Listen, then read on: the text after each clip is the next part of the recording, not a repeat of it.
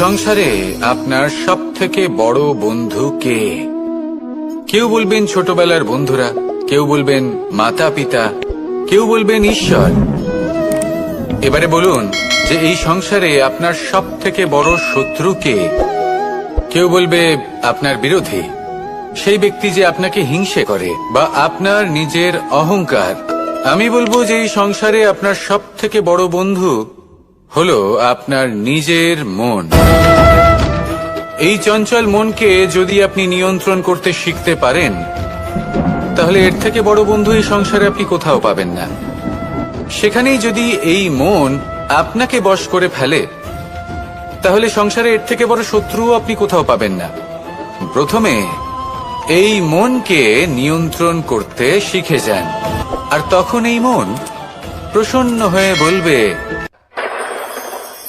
মনুষ্য জীবনের সব থেকে বেশি গুরুত্বপূর্ণ বিষয় হল মনের একাগ্রতা। এই সংসারের যে কটি মহান কার্য সম্পাদন হয়েছে তা হল মনের এই একাগ্রতার একমাত্র ফল। আপনি অবশ্যই দেখে থাকবেন, অনেক ছোট বড় নদী যা বয়ে চলে তাদের সামনে একটা বাঁধ নির্মাণ করা হয় সেই সব নদীর জল সঞ্চয় করতে। বাঁধ হয়ে গেলে প্রয়োজন মতো বা মনের ইচ্ছে মতো তাকে ব্যবহার করা সম্ভব। এবার এটাই আমাদের মনের সাথেও সম্ভব। আমাদের মনের একাগ্রতা আজকের দিনে দাঁড়িয়ে বিভিন্ন ধরনের বিকার, ক্রীড়া এবং ভোগের মধ্যে ভাগ হয়ে গেছে। একে একত্রিত করতে হবে, একটা বাঁধ নির্মাণ করতে হবে। শুধু এটাই করতে হবে, যেটা উচিত কর্ম সেটাই করুন, যেটা অনুচিত কর্ম সেটা করা থেকে নিজেকে বিরত এটাই করতে হবে।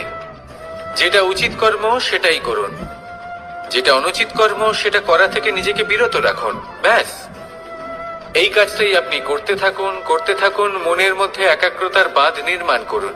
আর একবার যদি তা নির্মাণ হয়ে যায়, তাহলে যখন চাইবেন, যেখানে চাইবেন, যতটা চাইবেন একাগ্রতা প্রয়োগ করতে পারবেন। আর একবার যদি আপনি এটা শিখে যান, তাহলে এই সংসারকে বদলে ফেলার মতো কাজ আপনি করতে পারবেন, সমাজকে শোধরাবার মতো কাজ করতে পারবেন। তাহলে এই মনকে একাগ্র করুন আর আমার সাথে ভালোবেসে বলুন, রাধা রাধা। আমরা সবাই ফল খাই, কিন্তু আমাদের সেই ফলই প্রিয় হয় যে পরিপক্ক হয়ে ওঠে, যেটা নম্র হয়, আর যে ফল অনেক বেশি মিষ্টি আর সুস্বাদু হয়ে থাকে, যাদের রঙে বাহার দেখা যায়। সেইভাবে জীবনে আমরা নানান মানুষের সাথে পরিচিত হই, কিন্তু সেই মানুষই আমাদের মন ছুঁয়ে যায় যারা বিনম্র স্বভাবের, যাদের বাণী খুব মধুর, যাদের অন্তরে আত্মবিশ্বাসের একটা তেজ, একটা রং দেখা যায়। এবার এমন ব্যক্তি আমরা কি করে হব? ঠিক সেইভাবেই যেমন একটা ফল রোদ, বর্ষা, শীত, বায়ু এই সকল সংকটময় পরিস্থিতির সম্মুখীন হয়ে পরিপক্ক হয়ে ওঠে, সেইভাবেই মানুষ সংকটময় পরিস্থিতির সম্মুখীন হয়ে পরিপক্ক হয়ে ওঠেন। যদি এই সংকটের সম্মুখীন হন, তাহলে অভিজ্ঞ হবেন, আর এই অভিজ্ঞতাই শিক্ষা দিয়ে যাবে। এই অভিজ্ঞতা আমাদের শিখিয়ে দেয় যে আমাদের বিনম্র থাকতে হবে। অহংকার করে কোনো লাভ নেই। মধুর বাণীর যে কি মূল্য তা আমরা শিখতে পারি। এই অভিজ্ঞতাই আমাদের বুঝিয়ে দেয় যে উচিত অনুচিত কোনটা আমাদের দৃষ্টিভঙ্গি তৈরি করে, আর এই দৃষ্টিভঙ্গি দ্বারা আত্মবিশ্বাস জাগ্রত হয়। সেই জন্য জীবনে কখনো বিপদ থেকে দূরে পালাবেন না, সেগুলোর সম্মুখীন হন, অভিজ্ঞতা লাভ করুন, তার থেকে শিক্ষা লাভ করুন, এইভাবেই পরিপক্ক হবেন। আসুন আমার সাথে ভালোবেসে বলুন, রাধা রাধা। ধন সঞ্চয় করা সম্ভব, আর সেই জন্য ধন সব থেকে বেশি মূল্যবান সম্পত্তি নয়। এবার আপনি বলবেন, আমি কি বলছি? এই ধন খুব মূল্যবান, আমরা সকলে অর্জন করতে ব্যস্ত। সেটা এই কারণে, কারণ আপনারা জানেন না এই সংসারের সব থেকে বেশি মূল্যবান সম্পত্তি কি। এ হলো সেই সম্পত্তি যা কখনো সঞ্চয় করা সম্ভব নয়। আপনার কাছে যতই ধন থাকুক, তা দিয়ে আপনি স্বাস্থ্য লাভ করতে পারেন, বাড়ি কিনতে পারেন, আদি ইত্যাদি, কিন্তু আপনি যতই ধনী হন না কেন, ফেলে আসা দিনের একটা মুহূর্ত আপনি লাভ করতে পারবেন না। এই একটা মুহূর্ত, এই সময়, এটাই হলো সংসারের সব থেকে মূল্যবান সম্পত্তি। একবার চলে গেলে তা কখনোই ফিরে আসে না। আর এই মুহূর্ত যতই চলে যাক না কেন, আমরা স্মৃতির মাধ্যমে সেগুলি যাপন করতে পারি। তার আনন্দ উপভোগ করতে পারি, আর যার সাথে আমরা সময় অতিবাহিত করেছি তার স্মৃতিতে আমরা চিরকাল জীবিত থাকতে পারি। সেই জন্য সময় সব থেকে মূল্যবান সম্পত্তি, তাকে এইভাবে নষ্ট করবেন না। প্রত্যেকটা মুহূর্ত উপভোগ করুন, আনন্দ করুন, আর ভালোবেসে বলুন রাধা রাধা। যদি কোনো সিংহ বানরের মতো গাছে চড়তে চেষ্টা করে তাহলে কি হবে? একটা মাছ যদি মাটিতে হাঁটতে চেষ্টা করে তাহলে কি হবে? তারা বিফলই হবে। কিন্তু এরকম কেন হয়? তার কারণ হলো প্রকৃতির রচনা কিছুটা এরকম। এখানে প্রত্যেকটি ব্যক্তিকে, প্রত্যেকটি প্রাণীকে আলাদা আলাদা গুণের অধিকারী করা হয়েছে এবং সকলকে একটা সীমাও প্রদান করা হয়েছে। এবার এই যে বৃক্ষ, পশু, পাখি, এদের মধ্যে সেই ক্ষমতাই নেই যে এরা নিজেদের যাচাই করতে পারবে, নিজেদের সীমাগুলো বুঝতে পারবে, নিজেদের সদ্গুণগুলো চিনতে পারবে। এরা সেটা করতে পারবে না। কিন্তু মানুষ তো আলাদা। মানুষের কাছে সেই বিশেষ শক্তি আছে যে তারা পূর্ণরূপে নিজেদের যাচাই করতে পারবে, নিজেকে পূর্ণরূপে বুঝতে পারবে, নিজের দোষ, নিজের অপগুণ, নিজের সদ্গুণ, নিজেদের সীমাগুলো তারা বুঝতে পারবে। আর এটা অত্যন্ত গুরুত্বপূর্ণ। কথায় আছে যে যদি সাফল্য লাভ করতে হয় তাহলে নিজেকে যাচাই করে নিতে হবে। তাই নিজেকে যাচাই করুন, নিজের সাথে পরিচিত হয়ে যান এবং জীবনে কর্ম করতে থাকুন। সাফল্যের শিখরে অবশ্যই পৌঁছে যাবেন। আর ওখানে যদি যান তাহলে এই মন প্রসন্ন হয়ে অবশ্যই বলবে রাধা রাধা। বনের মধ্যে যদি আপনি কোনো বিষাক্ত সাপ দেখেন তাহলে কি করবেন? আপনি তখনই তার থেকে দূরে পালাতে চেষ্টা করবেন। আর এটা কেন করবেন? নিজের রক্ষার্থে। এই কথা আমি নয় মেনে নিলাম, কিন্তু নিজের জীবনে এটা করেন না কেন? আপনি যেখানেই যান, যে স্থানেই যান না কেন, প্রত্যেক সময়, প্রত্যেক মুহূর্তে এমন বিষাক্ত সাপ আপনি অবশ্যই খুঁজে পাবেন। আর সেই সাপ নয় যাদের আপনি বনে খুঁজে পাবেন। এরা হলো সেই সাপ যা আপনাকে পাপ করতে বাধ্য করবে। আপনার অন্তরের বাসনা, ক্রোধ, অহংকার, লোভ, ঈর্ষা, এদের বৃদ্ধি ঘটাবে। দেখুন, বনের এই সাপ আপনাকে একবার ছেড়ে দিতেও পারে, ছোবল নাও মারতে পারে, কিন্তু এই যে পাপরূপী সাপ আছে তা অবশ্যই ছোবল মারবে। কর্ম যদি করেন তাহলে অবশ্যই ফল পাবেন। সেই জন্য যখনই কোথাও যাবেন, যদি এমন কাউকে দেখেন, যদি এমন কিছু দেখেন যে আপনাকে পাপ করতে বাধ্য করছে, তাহলে সেই মুহূর্তে সেখান থেকে পালিয়ে যান। যেমন বনের সাপ দেখে আপনি পালাতে থাকেন। সৎকর্মের রক্ষা অত্যন্ত আবশ্যক। আসুন আর আমার সাথে ভালোবেসে বলুন রাধা রাধা। কি সুন্দর একটা শব্দ। এর অনেকগুলো রূপ রয়েছে। যদি বেশি মাত্রায় এর প্রয়োগ করা হয় তাহলে এটা বিষময় হয়ে উঠতে পারে। এই হলো সেই ধুতুরা যার প্রয়োগ মহাদেবের পুজোতে করা হয়। এবার প্রশ্ন হলো এটাই যে এই স্বর্ণ এবং এই ধুতুরার মধ্যে মিল কি রয়েছে? মিল হলো এটাই যে এই দুটোই মানুষকে মত্ত করে তোলে। ধুতুরা মানুষকে তখন মত্ত করে যখন তাকে সেবন করা হয়, কিন্তু স্বর্ণ, ধন, সম্পত্তি, মানুষ এটা যতটাই অর্জন করে নেয় সেটাই যথেষ্ট। এই স্বর্ণ মানুষের ভাবনা চিন্তা করার ক্ষমতাকে বশ করে ফেলে। মানুষ সম্পত্তির লোভে মত্ত হয়ে ওঠে, কারণ যে যত চমৎকারী, যতটা অমূল্য হয় তাকে সামলানো কিন্তু ততটাই কঠিন, তাই না? তাই মনে রাখবেন, ধন, স্বর্ণ, সম্পত্তি এগুলো ধুতুরার থেকেও অনেক বেশি বিষাক্ত হতে পারে। তাই এর ওপর আত্মসংযমের একটা কবচ পরিয়ে রাখবেন এবং বিবেকের শক্তির সাথে এগুলো প্রয়োগ করুন, তবেই কল্যাণ হবে। আসুন আমার সাথে ভালোবেসে বলুন রাধা রাধা। রোগ যদি এসে থাকে তাহলে তার ওষুধও অবশ্যই আসে। সমস্যা যদি আসে তাহলে সেই সমস্যার সমাধানও নিজে থেকেই আমাদের কাছে চলেই আসে। এই সংসার, এই জীবনের শুধুমাত্র একটাই নিয়ম আছে, আর তা হলো এটাই এই সংসার হলো একটা চক্রের মতো, এতে শাশ্বত বলে কিছু নেই, নিত্য বলে কিছু নেই। আর যা কিছুই রয়েছে সব বদলাতে চলেছে। যদি আপনার জীবনে দুঃখ থাকে, সমস্যা থাকে, যদি আপনি বিপদ দ্বারা আচ্ছন্ন, তাহলে মনে রাখবেন সবকিছু বদলে যেতে চলেছে। দুঃখের সময় কাঁদবেন না, মনকে আরো দুঃখী করে তুলবেন না, কারণ এখানে যা কিছুই এসেছে তা যাওয়ার জন্যই এসেছে। তাহলে এত চিন্তা কিসের? আনন্দ সহকারে জীবন যাপন করুন আর আমার সাথে ভালোবেসে বলুন, রাধা রাধা।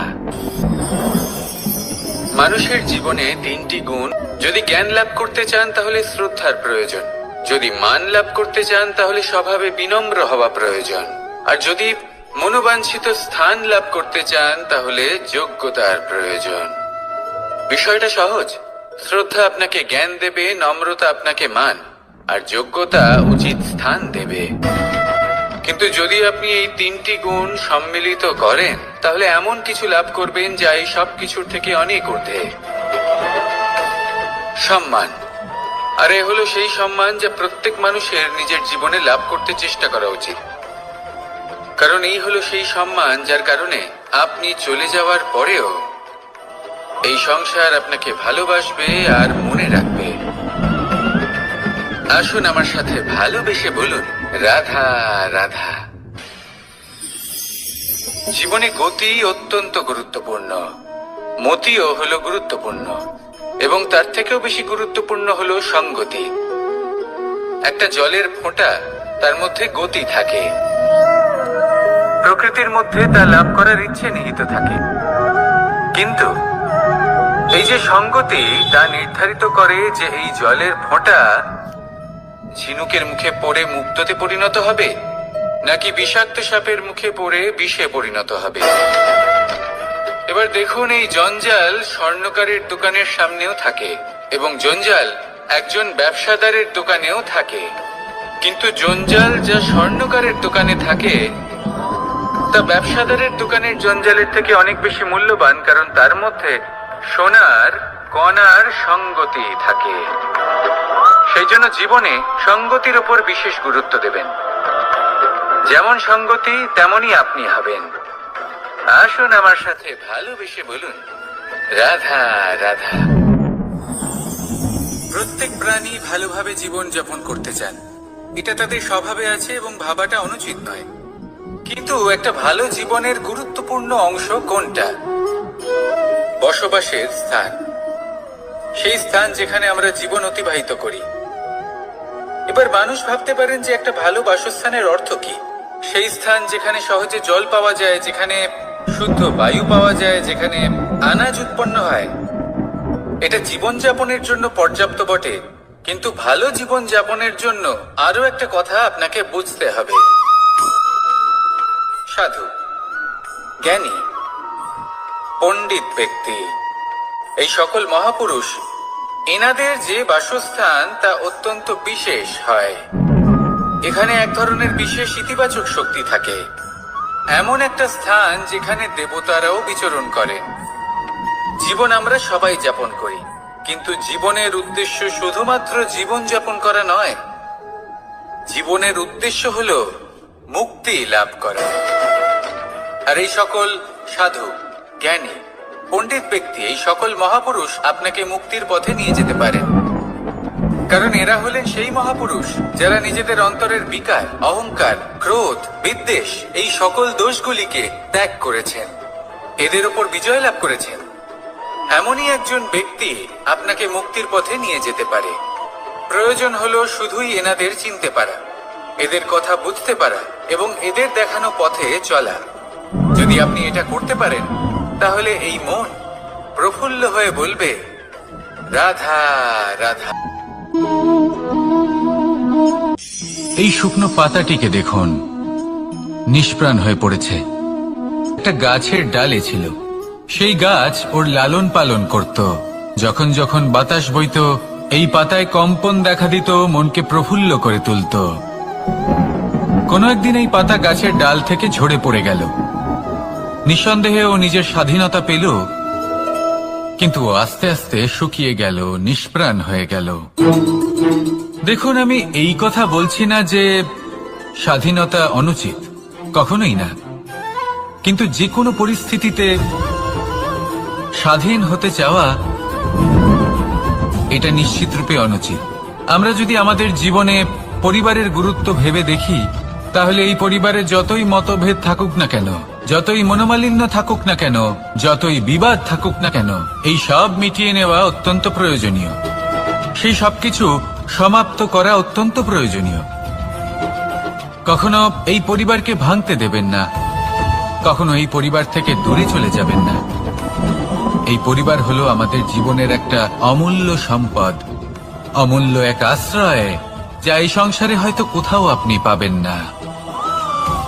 তাই একে আগলে রাখুন। পরিবার সেই গাছ। আসুন আমার সাথে ভালোবেসে বলুন, আর সেই গাছ।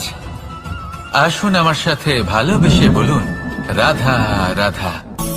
অনেক সময় আমরা জীবনে অনেক মানুষকে এমন বলতে শুনে থাকি যে আমি অসফল হয়েছি কারণ আমার সময় ভালো যাচ্ছিল না। আমি এই জিনিসটা লাভ করতে চাইছিলাম কিন্তু করতে পারলাম না কারণ আমার সময়টা ভালো যাচ্ছিল না।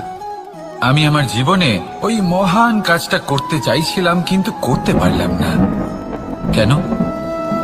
কারণ আমার সময়টা ভালো যাচ্ছিল না। কিন্তু যে মুহূর্তে ভালো সময় আমার জীবনে আসবে, আমি সব কিছু প্রাপ্ত করব। এমন প্রায় প্রত্যেকেই বলেন। আসুন একটা কথা বোঝা যাক। একজন মালিকে দেখুন, সে প্রত্যেক দিন গাছের সেবা করে, তাকে জল দেয়, তার যত্ন আত্তি করে। কেন? প্রত্যেক দিন সেই গাছ ফল দেয় না। সঠিক সময় এলে তবেই সেই গাছ ফল দেয়, কিন্তু প্রত্যেক দিন মালি তার সেবা করে, তাকে যত্ন করে। শুধুমাত্র তখন করে না যখন সেই গাছ ফল দিতে সক্ষম। আর যদি মালি গাছের যত্ন প্রতিদিন না করে, তাহলে হয়তো সেই গাছ ফল দিতেই পারবে না। এটাই হলো আমাদের জন্য একটা শিক্ষা। যখন সময় আমাদের জন্য অপেক্ষা করে না, তখন আপনি সময়ের জন্য কেন অপেক্ষা করছেন? ভালো সময়ের জন্য অপেক্ষা করবেন না। ভালো এবং শুভ কর্ম দ্বারা ভালো সময়কে নিজের কাছে টেনে আনুন। নিরন্তর কর্ম করুন, পরিশ্রম করতে থাকুন। শুভ সময় আপনা থেকেই আপনার কাছে আসবে। আসুন আমার সাথে ভালোবেসে বলুন, রাধা রাধা। একে বালি বলুন, মাটি বলুন বা ধুলো বলুন, এ দিয়ে কত কিছু করা সম্ভব। এ দিয়ে আপনি নিজের বাসস্থান নির্মাণ করতে পারেন, প্রাচীর গড়ে তুলতে পারেন, অট্টালিকা নির্মাণ করতে পারেন। কিন্তু যদি এই বালিকে আপনি মুষ্টিবদ্ধ করে রাখতে চান, তাহলে তা হাত থেকে ফসকে যাবে। আপনি কখনোই একে মুষ্টিবদ্ধ করতে পারবেন না। এরকমই হয় আমাদের জীবন, আর এরকমই হয় সময়।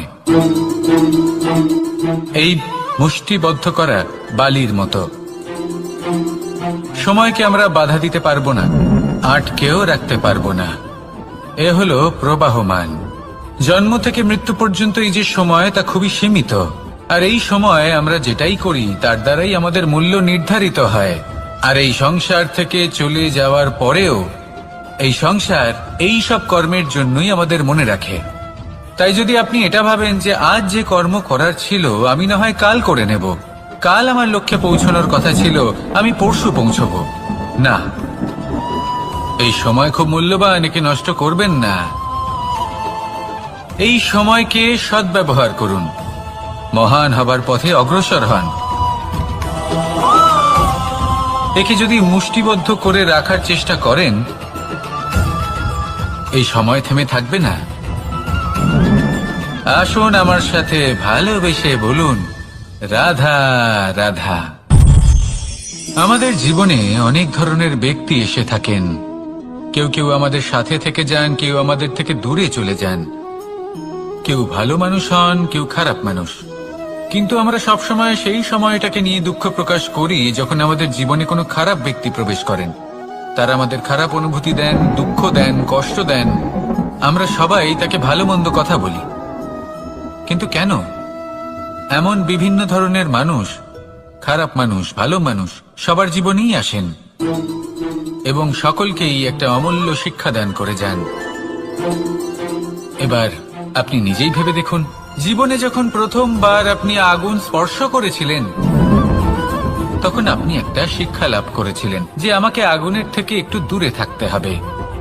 তারপর আস্তে আস্তে আপনি শিখলেন যে কিভাবে এই আগুনকে নিয়ন্ত্রণে রাখতে হবে। তারপর আপনি শিখলেন যে কিভাবে নিজের জীবনে তাকে প্রয়োগ করতে হবে, তা সে অন্ধকারে প্রকাশ লাভ করার জন্য হোক বা খাবার বানানোর জন্য। সেইভাবেই কোনো খারাপ ব্যক্তি যখন আপনার জীবনে আসে কোনো শিক্ষা দিয়ে যান, তার প্রতি কৃতজ্ঞ থাকুন। তার বিষয় খারাপ ভাবার বা খারাপ অনুভূতি নিয়ে থাকার কোনো প্রয়োজন নেই। সেই শিক্ষা লাভ করুন। সংসারে আমাদের জীবনে যখন কোনো সুখ বা দুঃখ আসে, তার জন্য আমরা কাউকে না কাউকে অবশ্যই দায়ী করে থাকি, তাই না? এই ব্যক্তি আমাদের সাথে এরকম কাজ করেছেন, তাই আমার সাথে এমন হলো। ওই ব্যক্তি যদি এমনটা না করতেন, তাহলে আজ আমি ওই স্থানে পৌঁছতে পারতাম। সবই আপনার দৃষ্টিভঙ্গির ওপর নির্ভরশীল, আর যদি আপনার দৃষ্টিভঙ্গি এমন হয়, তাহলে তা অনুচিত।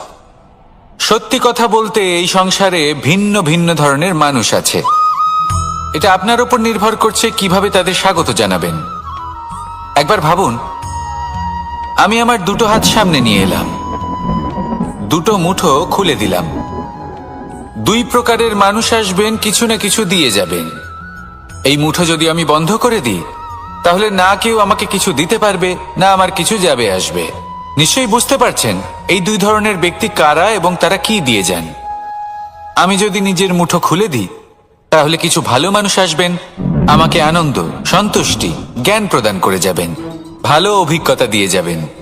কোনো খারাপ ব্যক্তি যদি আসেন, তাহলে তিনিও খারাপ অভিজ্ঞতা দেবেন, যার থেকে আমি শিক্ষা লাভ করব। এই সব কিছু আমি লাভ করতে পারি। মুঠো যদি বন্ধ করে রাখি, তাহলে আমি কিছুই পাবো না। দেখুন, এই সংসারে প্রত্যেকের জীবনে এরকম। প্রত্যেকের জীবনে সবকিছুই আছে, ভালো খারাপ দুই মানুষই আছে। ভালো অভিজ্ঞতা আছে, খারাপ অভিজ্ঞতা আছে। নির্ভর করছে আপনার উপর যে আপনি কি করবেন। এনাদের স্বাগত কিভাবে জানাবেন, কার থেকে কি বুঝবেন, কি শিখতে পারবেন, আর কোন দৃষ্টিভঙ্গি নিয়ে অগ্রসর হবেন। এটাই নির্ধারণ করবে যে আপনার জীবন কেমন হবে। আসুন আমার সাথে ভালোবেসে বলুন, রাধা। সে বুঝতে পারে যে সেই হিরে আদৌ তার শোভাবর্ধন করছে কিনা, তাকে ভালো দেখাচ্ছে কিনা, প্রসাধনের জন্য সেটা ব্যবহার করা ঠিক হবে কিনা। অর্থাৎ হীরের উপস্থিতিতে দর্পণের গুরুত্ব কম হলো না, দর্পণের কারণে হীরের মূল্য বোঝা গেল। আমাদের জীবনেও ঠিক এরকমই ঘটে। আপনারা যদি সংসারে নিজের আশেপাশে দেখেন, এমন অনেক মানুষ দেখতে পাবেন যারা নিজেদের ক্ষেত্রে মহান স্থানে পৌঁছেছেন, নিপুণ এবং শ্রেষ্ঠ হয়েছেন, তাহলে নিজেকে ছোট মনে করবেন না। আসুন আর আমার সাথে ভালোবেসে বলুন, রাধা রাধা। মানুষ জন্মগ্রহণ করে, তার সাথে ভয়েরও জন্ম হয়। ছোটবেলা থেকেই আমাদের মনে কোনো না কোনো প্রকারের ভয় থেকেই যায়। কেউ এই বিষয়ে ভয় পায় যে তার কোনো বস্তু তার থেকে দূরে চলে যাবে। কেউ এই বিষয়ে ভয় পায় যে আমি নিজেকে হারিয়ে ফেলব। কেউ এই ভেবে ভয় পায় যে আমার প্রিয়জনেরা তারা যেন আমার থেকে দূরে না চলে যায়। কেউ এই ভেবে ভয় পায় যে আমরা যেন পথ না হারিয়ে ফেলি, আদি ইত্যাদি। কিন্তু সত্যি কথা বলতে, ভেবে দেখুন এই ভয় বাস্তবে কি?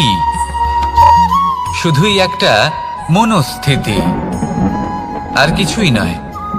যা কিছু আপনি জীবনে পেয়েছেন তা একদিন আপনাকে হারাতে হবে। এই জীবন হলো আপনারই, কিন্তু তাও একদিন সমাপ্ত হবে। তাই ভয় পেয়ে কি লাভ? এই ভয় শুধু আপনাকে জীবন যাপন করা থেকে বাধা দিচ্ছে, আর কিচ্ছু নয়। পথ হারিয়ে ফেললেই বুঝতে পারবেন যে নতুন পথ কিভাবে বানাতে হয়। কিছু মানুষকে জীবন থেকে হারালে তবেই আপনি বুঝবেন যে আপনার আপনজনকে। এই ভয়ের কারণে ভীত হয়ে থাকবেন না। এই তারা নক্ষত্র অন্ধকারের অভাবে গুরুত্ব হারায়। শিবকেও মহাদেব হবার জন্য বিষ পান করতে হয়েছিল। প্রত্যেক পরিস্থিতি, প্রত্যেক সাফল্য আপনার পরীক্ষা নেবে, তাতে উত্তীর্ণ হওয়া হলো আপনার কর্ম। যখনই আপনি ভয় পাবেন বা সংকটের সম্মুখীন হবেন, তখন সাহসের সাথে তার সম্মুখীন হন। মনে রাখবেন, যে সম্মুখীন হতে জানে সাফল্য তার সাথে সবসময় থাকে। আসুন আর আমার সাথে ভালোবেসে বলুন, রাধা রাধা।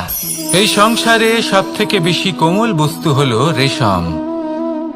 এই রেশম এতটাই কোমল হয় যে এর পুরো একটা থান শুধুমাত্র একটা হাতে ধরা সম্ভব। কখনো ভেবে দেখেছেন এই রেশম কিভাবে হয়? একটি কীট তার লালার দ্বারা উৎপন্ন হয়। এই কীট সেই রেশমকে পাক দিতে থাকে, পাক দিতেই থাকে আর আস্তে আস্তে তার মধ্যেই জড়িয়ে পড়ে। শেষে ওর এই সুন্দর অমূল্য সৃষ্টি রেশমের এই সুতো তার নির্মাণ কার্য পূর্ণ হয়, কিন্তু তাতেই ও নিজে বন্দী হয়ে যায়। নিজেরই মায়াজালের এই বন্দী গৃহে নিজেই ফেঁসে যায়। এবার এই সুতোকে ব্যবহারযোগ্য করে তোলার জন্য এই কীটগুলিকে এই কবচের সাথেই ফুটন্ত জলে ফেলে দেওয়া হয়। এই সংসারে যদি আমাদের স্বপ্ন এই সংসারের দুঃখ হরণ করার জন্য, এই সংসারে সুখ বিতরণ করার জন্য হয়, এই মায়াজালে আমরা নিজেই ফেঁসে যাব। আর শেষে আমরা যদি কিছু লাভ করি তা হবে একাকিত্ব, অন্ধকারময় মৃত্যু। তাই স্বপ্ন অবশ্যই দেখুন, কিন্তু এমন ভাবে স্বপ্ন দেখবেন না যে তার এই বন্দিগৃহে আপনি নিজেই ফেঁসে গেলেন।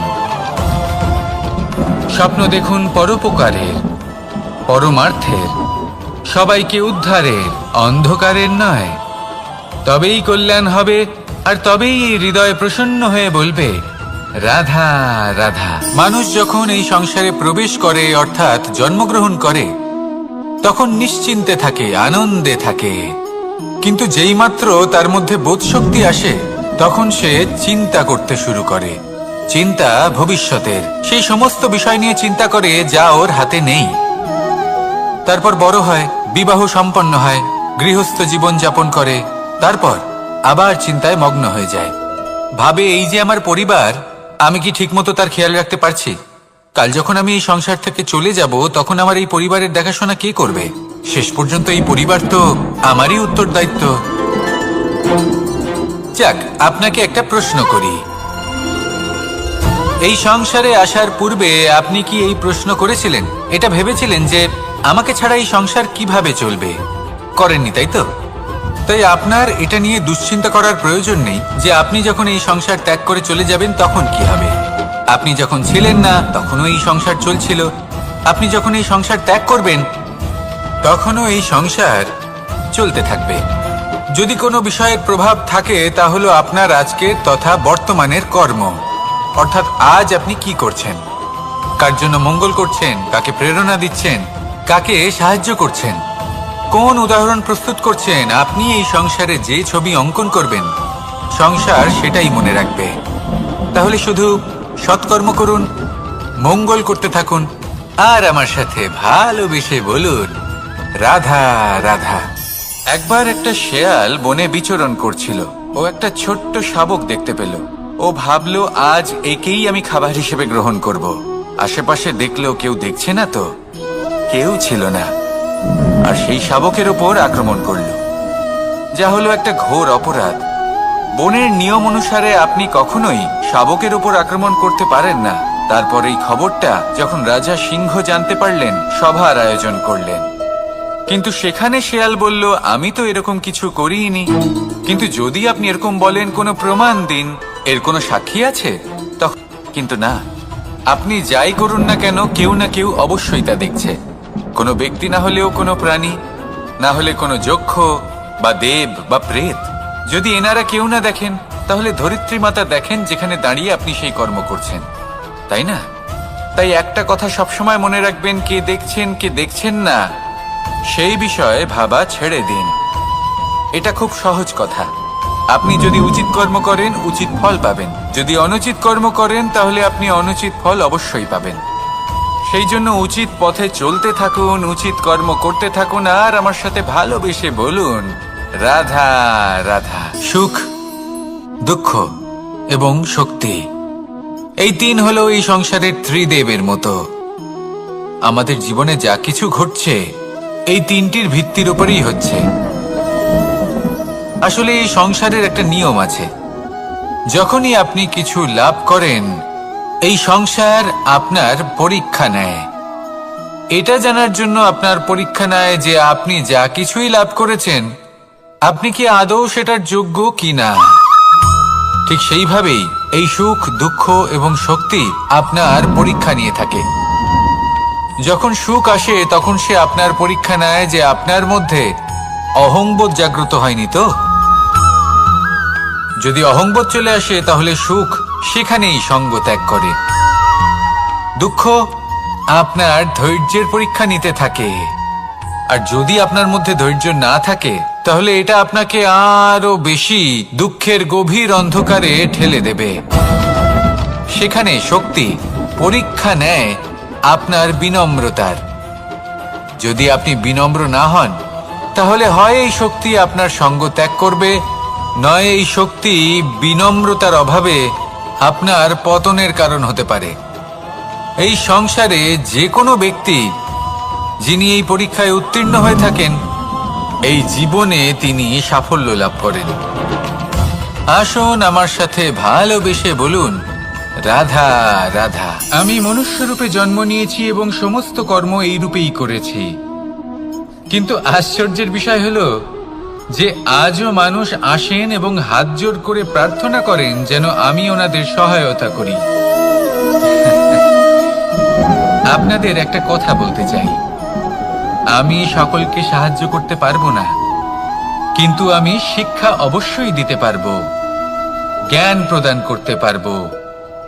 এমন কিছু জ্ঞান যার ভিত্তিতে মানুষ যা চাইবেন তাই লাভ করতে পারবেন যদি সঠিক কর্ম করতে থাকেন। যখন কংসের অসুররা গোকুলে ধ্বংসলীলা চালাচ্ছিলেন তখন আমি কারোর থেকে সাহায্য চাইনি। আর যা যা স্বপ্ন আছে, যা লক্ষ্য আছে, আপনি অবশ্যই লাভ করবেন। আর এই মন সুপ্রসন্ন হয়ে বলবে, রাধা রাধা। ভোজন এই সংসারে যেই হোক না কেন, কোনো মানুষ হোক, কোনো প্রাণী হোক, কোনো কীট হোক বা কোনো বনস্পতি হোক, প্রত্যেকের জন্য ভোজন অতি আবশ্যক। কারণ ভোজন থেকেই শক্তি পাওয়া যায়, আর সেই শক্তি দিয়েই সংসারের, আমাদের জীবনের সমস্ত কার্য করা যায়। এবার এমন এক ধরনের শক্তি হয় যা শীতের ঋতুতে সূর্য থেকে আমরা পেয়ে থাকি, আর আরেক ধরনের উত্তাপ হয় যা দিয়ে ভোজন রান্না করা হয়, সুস্বাদু নানান ধরনের ভোজন। এবার অত্যন্ত গুরুত্বপূর্ণ হলো যে ব্যক্তি সেই ভোজন বানাচ্ছেন তার মানসিক পরিস্থিতি এবং সেই ব্যক্তি যিনি ভোজন গ্রহণ করছেন তার মানসিক অবস্থা।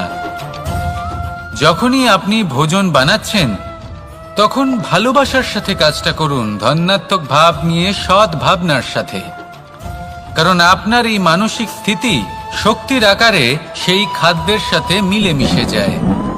আর যখনই আপনি ভোজন গ্রহণ করছেন তখন সদ্ভাবনার সাথে, প্রসন্নতার সাথে গ্রহণ করুন, ধন্যাত্মক ভাব নিয়ে। যদি আপনি প্রসন্নতার সাথে রান্না করেন, প্রসন্নতার সাথে খাদ্য গ্রহণ করেন, তাহলে আপনি প্রসন্নই থাকবেন। আর মন সুপ্রসন্ন হয়েই বলবে, রাধা রাধা। দীপাবলি আমাদের সবথেকে বড় উৎসব।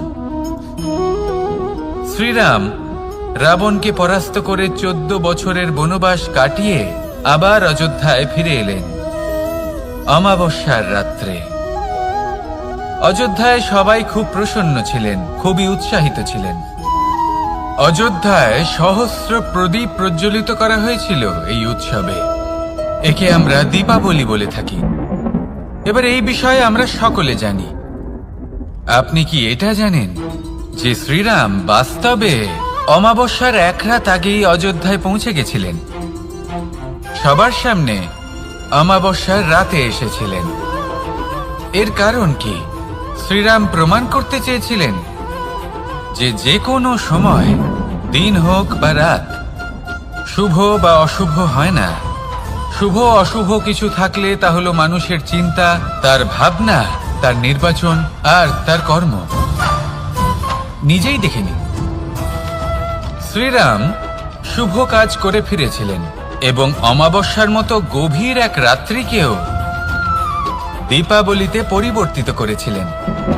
এমনটাই যদি আমরা করতে পারি তাহলে এমন কোনো গৃহে যান যেখানে অসহায় ব্যক্তি রয়েছেন, যা অন্ধকারাচ্ছন্ন, আর সেখানে প্রকাশ প্রজ্বলিত করুন।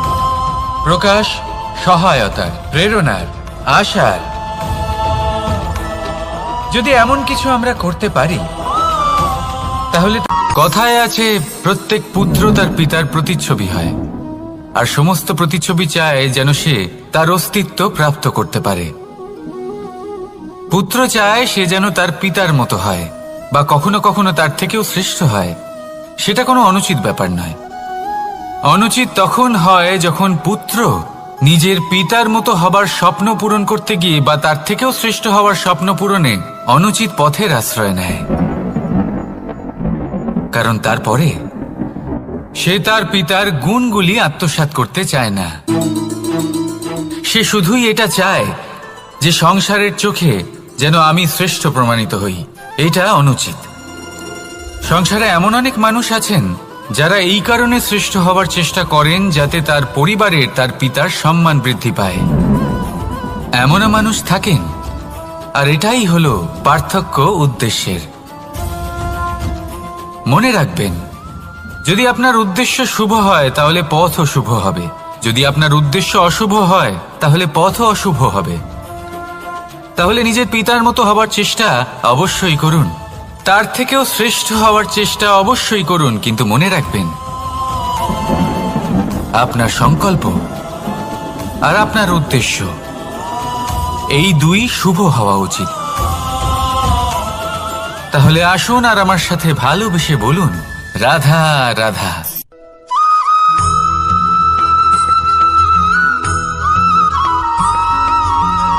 পিতা আর পুত্রের সম্পর্ক অত্যন্ত মধুর হয়ে থাকে।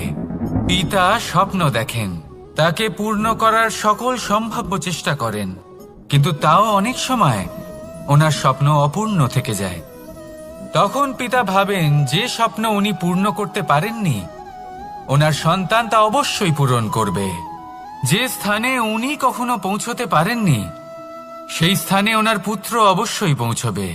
পিতা নিজের সন্তানের ভবিষ্যৎ নিয়ে সেই স্বপ্ন দেখেন, আর যখন সেই সন্তান সামনে এগোতে থাকে তখন তার দুঃখ হয় না, বরং গর্ব হয়। ওনার ভালো লাগে এটা দেখে যে ওনার সন্তান অনেক উন্নতি করছে। কিন্তু যখন সন্তান নিজের অভিভাবকের শক্তি দেখে, তার যশ দেখে হিংসা করতে থাকে, সমস্যা সেইখানেই শুরু হয়। সেই জন্য সকল সন্তানকে এটা মনে রাখতে হবে, দেখুন, পুত্র হবার সুবাদে, এক সন্তান হবার সুবাদে এটা হলো আপনার অধিকার যে আপনি আপনার পিতার থেকে বেশি উন্নতি করবেন। আপনার পিতাও এটাই চান, কিন্তু সুস্থভাবে এটা করুন। একটা রেখা টেনে নিন যাতে আপনি তাতে এগোতে পারেন আর আপনার পিতার তাতে গর্ববোধ হয়, আর সেই বিষয়ে দুঃখ না হয় যে আমার সন্তান আমাকেই ছোট করার চেষ্টা করছে। ইতিহাস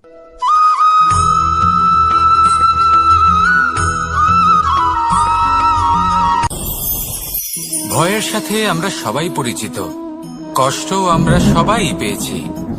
কখনো কখনো আমরা অসুস্থ হয়ে পড়ি, আর এমন সময় হলে মাতার মমতা, কখনো বাবার স্নেহ, কখনো বন্ধুদের পাশে থাকার অনুভূতি আমাদের রোগ নিরাময়ে সাহায্য করে।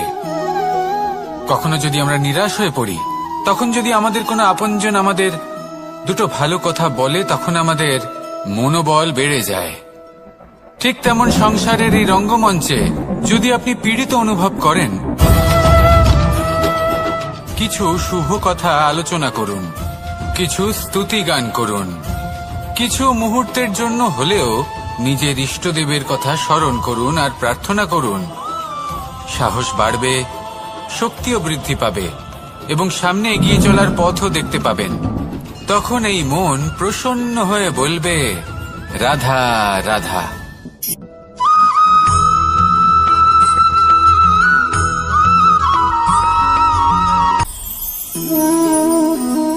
শক্তি এক অত্যন্ত বিচিত্র বস্তু, বা বলতে পারেন অনুভূতি। পিতা সবসময় চান যেন তিনি তার শক্তি পুত্রকে। আসুন আপনাকে সহজে বোঝাই। যদি আপনি সুপাত্র হন, আর আপনাকে শক্তি দেওয়া হয়, তাহলে আপনি সেই শক্তির গুরুত্ব বুঝবেন, কোথায় সেই শক্তি প্রয়োগ করা উচিত সেটা বুঝবেন। আর এটা যেহেতু অর্জন করা শক্তি হবে, সেই শক্তির অপব্যবহার হবে না। কিন্তু যদি এই আপনি কুপাত্র হন, আর যদি আপনাকে এই শক্তি দেওয়া হয়, তাহলে কি হবে? দেখতে গেলে এই শক্তি আপনি দান হিসেবে পেয়েছেন, তাই না আপনি এই শক্তির গুরুত্ব বুঝবেন, আর না এর প্রয়োগ আপনি জানবেন। তার অপব্যবহার হওয়া সুনিশ্চিত। তাই যদি আপনি কোনো শক্তি অর্জন করতে চান, তাহলে আগে তার যোগ্য হয়ে উঠুন। পুত্র নয়, পাত্র হয়ে উঠুন। আর আমার সাথে ভালোবেসে বলুন, রাধা রাধা।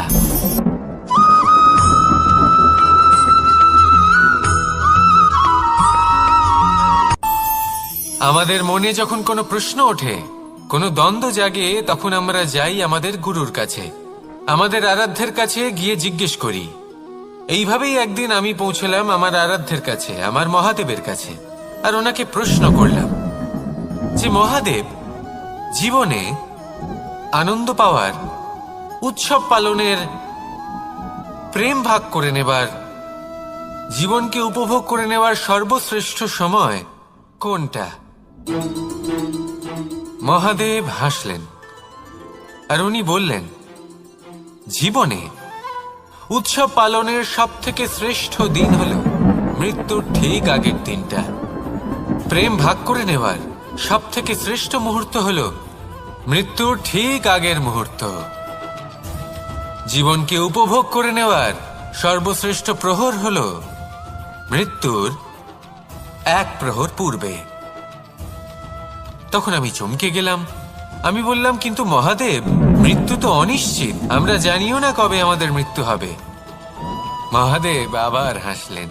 উনি বললেন যে যদি আমরা এভাবে জীবন কাটাই যে আমরা জীবনের প্রত্যেক দিন, প্রত্যেক মুহূর্ত, প্রত্যেক প্রহর শেষ বলে মনে করি, তাহলে আমাদের সমস্ত জীবন আনন্দের সাথেই অতিবাহিত হবে। কি বলেন?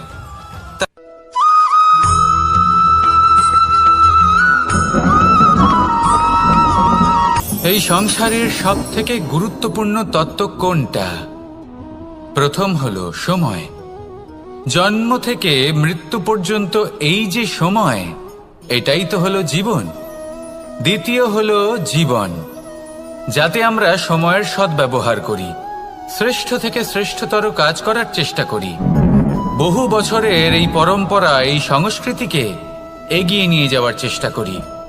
এই সংসারে আমরা অংশগ্রহণ করতে চেষ্টা করি। তৃতীয় হলো ধন, সেই ধন যা প্রত্যেক ব্যক্তি অর্জন করতে চেষ্টা করেন।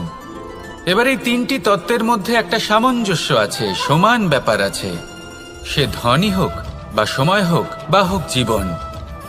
আর সেই সমান ব্যাপার হলো যে যদি আপনি এটা গণনা করতে থাকেন, তাহলে তা কমতে থাকে। যদি আপনি এটা ব্যবহার করেন, তাহলে তা বাড়তে থাকে।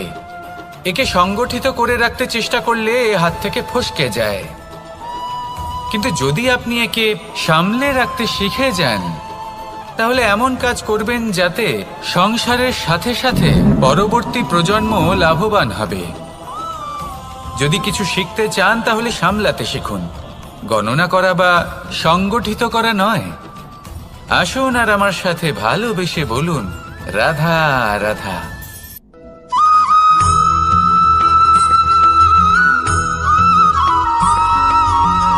যখন আমরা কোনো বনে প্রবেশ করি, তখন এই সবুজ ঘাস দেখে, এই কোমল ঘাস দেখে আমাদের মন প্রফুল্ল হয়ে ওঠে। ভিন্ন ভিন্ন প্রজাতির ফুল, ভিন্ন ভিন্ন রঙের ফুল দেখে এই মন আনন্দে ভরে ওঠে। এখানে শিশুরা আনন্দ লাভ করে, বড়রা ভোজন গ্রহণ করেন, কথাবার্তা বলেন, হাঁটাহাঁটি করে বেড়ান। এবার ভেবে দেখুন, যখন এই উপবনের নির্মাণ হয়েছিল, সেই সময় যদি এই মাটিকে সঠিকভাবে খনন না করা হতো, যদি তাতে সঠিকভাবে বীজ রোপণ না করা হতো, যদি কোনো সংঘর্ষ না হতো, পরিশ্রম না করা হতো, যদি চলতে চলতে পায়ে কাঁটা না বিঁধে যেত, তাহলে এই সুন্দর বন দেখে আমরা কি এই আনন্দ লাভ করতে পারতাম? কখনোই নয়। ধরুন কোনো নদীর তটে সুন্দর একটি বন আছে, সেই বনের আনন্দ লাভ করতে গেলে আপনাকে সেই নদী পার করতেই হবে। যদি সুখের নদীর কাছে পৌঁছতে চান তাহলে তটে যে কাঁটা রয়েছে সেগুলোর সাথে সংঘর্ষ করতেই হবে। এই সংসারে যদি আপনি সুখ লাভ করতে চান তাহলে সুখ লাভের এই যাত্রা শুরু করতে হবে সংঘর্ষ দ্বারা। তাহলে সংঘর্ষকে স্বাগত জানান, এর পেছনেই সুখ রয়েছে যা আপনার জন্য অপেক্ষা করছে। এবার হাসুন আর আমার সাথে ভালোবেসে বলুন, রাধা।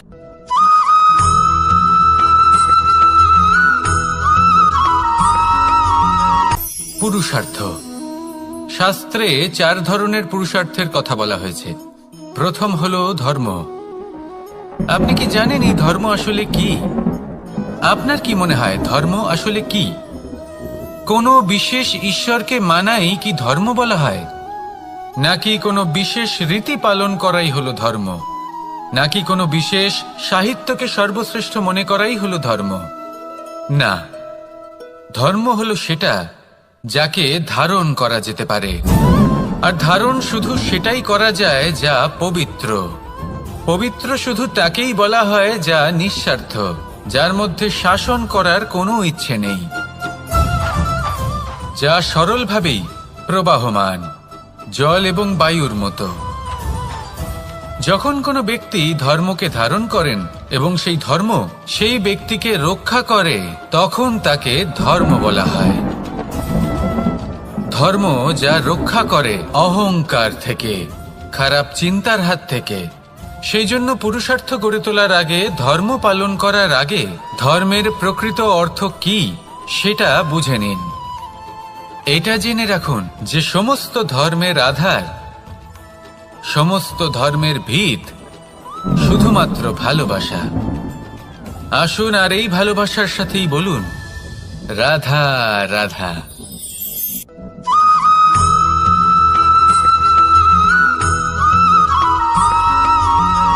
মানুষের মানসিকতা এমন হয় যে সে যতটা করে আশা করে যে তার থেকে অনেক বেশি তার বদলে সে পাবে। দেখুন, সবকিছুই আপনার ভাবনা চিন্তার উপর নির্ভর করছে। আপনি যদি ফলের বিষয়ে ভেবে কর্ম করতে থাকেন তাহলে সেটা অনুচিত। জীবনের আসল আনন্দ হলো নিজের কর্ম করতে থাকা, ফলের চিন্তা করা উচিত নয়। যদি আপনি এরকম ভাবেন যে আমি এতটা করছি, আমার এতটা পাওয়া উচিত, সেই ভাবনা অনুচিত।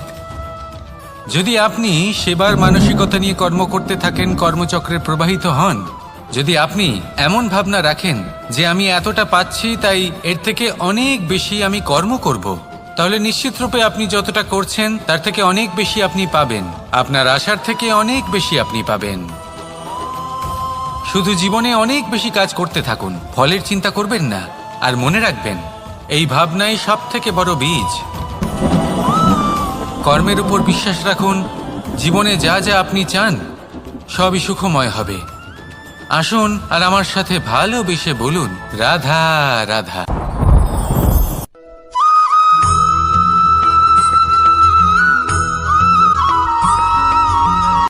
সংসারে আমাদের জীবনে যখন কোনো সুখ বা দুঃখ আসে, তার জন্য আমরা কাউকে না কাউকে অবশ্যই দায়ী করে থাকি, তাই না?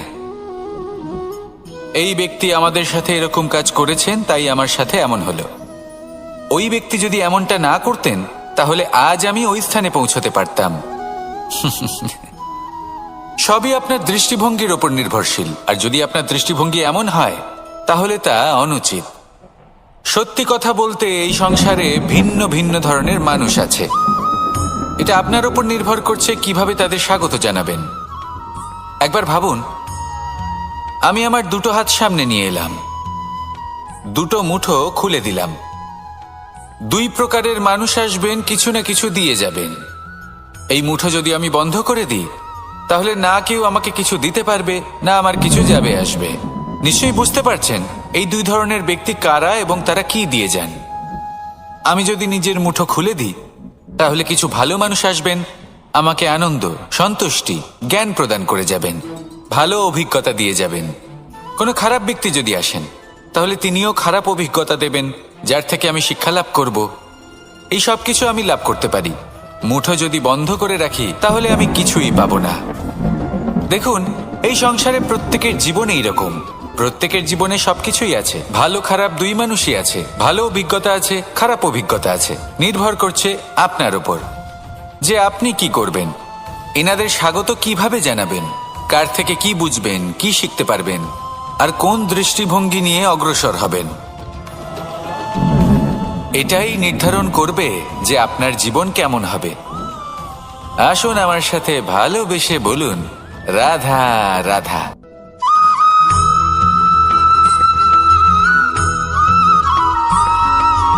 ফিরে আসছিলেন এবং তাদের ফেরার পথে হঠাৎ করে কোথাও থেকে একটি বাছুর চলে এলো। এই দুই বোন ভয়ভীত হয়ে গেলেন আর তাদের হাত থেকে সেই আটা পড়ে গেল, মাটিতে মিশে গেল। এবার এই পুরো ঘটনাক্রমে যদি কারোর বিন্দুমাত্র লাভ হয়ে থাকে, বিন্দুমাত্র আনন্দ পেয়ে থাকে, তাহলে সে কে? সেই ছোট বোন, যিনি মাঝে মাঝেই গমের দানা তুলছিলেন এবং খাচ্ছিলেন। কিছুটা হলেও উনি আনন্দ লাভ করেছিলেন। এবার এরকমই হলো আমাদের জীবনে ভক্তি এবং ভালোবাসা সংক্রান্ত বিষয়। মানুষ নিজের জীবনের দৈনিক কাজে এতটাই ব্যস্ত হয়ে পড়েন, প্রত্যেকদিন শুধু কাজ কাজ কাজ কাজ করতে থাকেন, আর তাতে ভক্তি এবং ভালোবাসার জন্য সময় বার করতেই পারেন না। দেখুন, জীবনে ভক্তি আর প্রেমের এই যে ছোট ছোট মুহূর্ত আছে, এগুলো যদি আপনি যাপন করতে পারেন তাহলে তাতেই আপনি তৃপ্তি লাভ করবেন। বাকি সবই আপনার ব্যর্থ বলেই মনে হবে।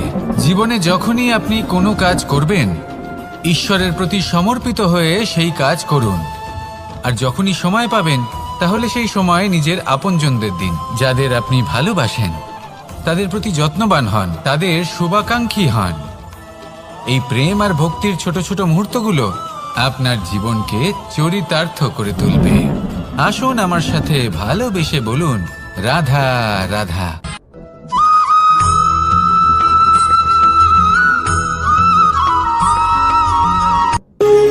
যখন মানুষের মৃত্যু হয় তখন কি হয়? অনেক সংখ্যক মানুষ শোক পালন করতে চলে আসেন। যে ব্যক্তি মৃত্যু লাভ করেছেন তার অনেক বস্তু থাকে যেগুলো তার প্রিয়, যেগুলো তিনি ব্যবহার করেছেন। তার শয্যা, তার বস্ত্র, তার আভূষণ সবকিছু তার থেকে বিচ্ছিন্ন করা হয় এবং খালি হাতে তাকে শ্মশানের উদ্দেশ্যে রওনা করা হয়। আমি আপনাকে এই প্রশ্ন করতে চাই, আপনি এই সংসারে কি অর্জন করেছেন?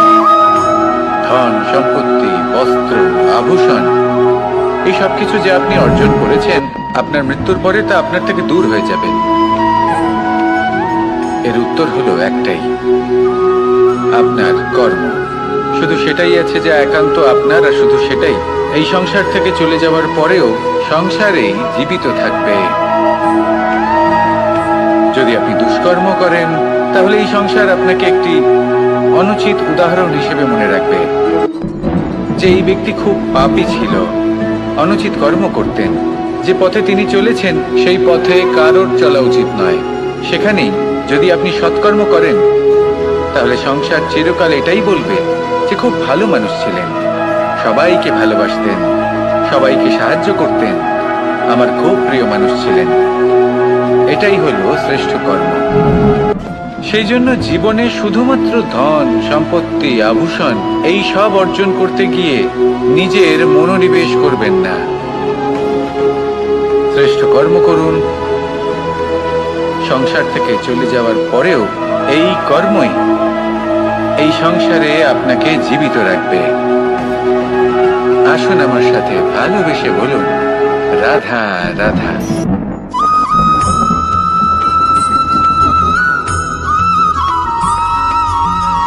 পুরুষার্থ। শাস্ত্রে 4 ধরনের পুরুষার্থের কথা বলা হয়েছে। প্রথম হলো ধর্ম। আপনি কি জানেন এই ধর্ম আসলে কি? আপনার কি মনে হয় ধর্ম আসলে কি? কোনো বিশেষ ঈশ্বরকে মানাই কি ধর্ম বলা হয়? নাকি কোনো বিশেষ রীতি পালন করাই হলো ধর্ম? নাকি কোনো বিশেষ সাহিত্যকে সর্বশ্রেষ্ঠ মনে করাই হলো ধর্ম? না, ধর্ম হলো সেটা যাকে ধারণ করা যেতে পারে। আর ধারণ শুধু সেটাই করা যায় যা পবিত্র। পবিত্র শুধু তাকেই বলা হয় যা নিঃস্বার্থ। যার মধ্যে শাসন করার কোনো ইচ্ছে নেই, যা সরলভাবেই প্রবাহমান, জল এবং বায়ুর মতো। যখন কোনো ব্যক্তি ধর্মকে ধারণ করেন এবং সেই ধর্ম সেই ব্যক্তিকে রক্ষা করে, তখন তাকে ধর্ম বলা হয়। ধর্ম যা রক্ষা করে অহংকার থেকে, খারাপ চিন্তার হাত থেকে। সেই জন্য পুরুষার্থ গড়ে তোলার আগে, ধর্ম পালন করার আগে ধর্মের প্রকৃত অর্থ কি সেটা বুঝে নিন। এটা জেনে রাখুন যে সমস্ত ধর্মের আধার, সমস্ত ধর্মের ভিত শুধুমাত্র ভালোবাসা। আসুন আর এই ভালোবাসার সাথেই বলুন, রাধা রাধা।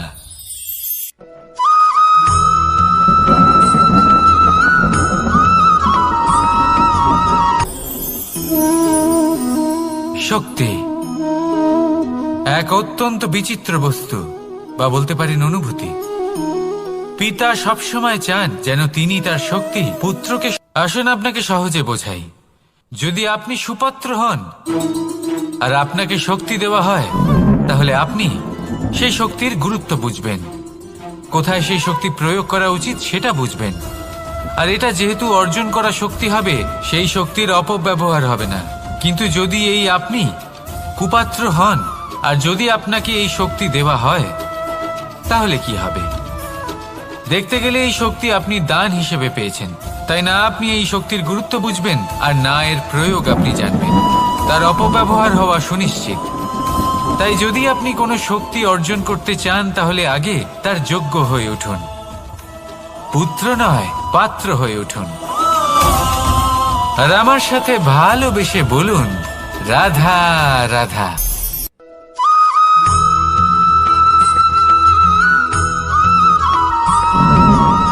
কথায় আছে যে এমন কোনো অক্ষর নেই যার দ্বারা কোনো মন্ত্র হয় না।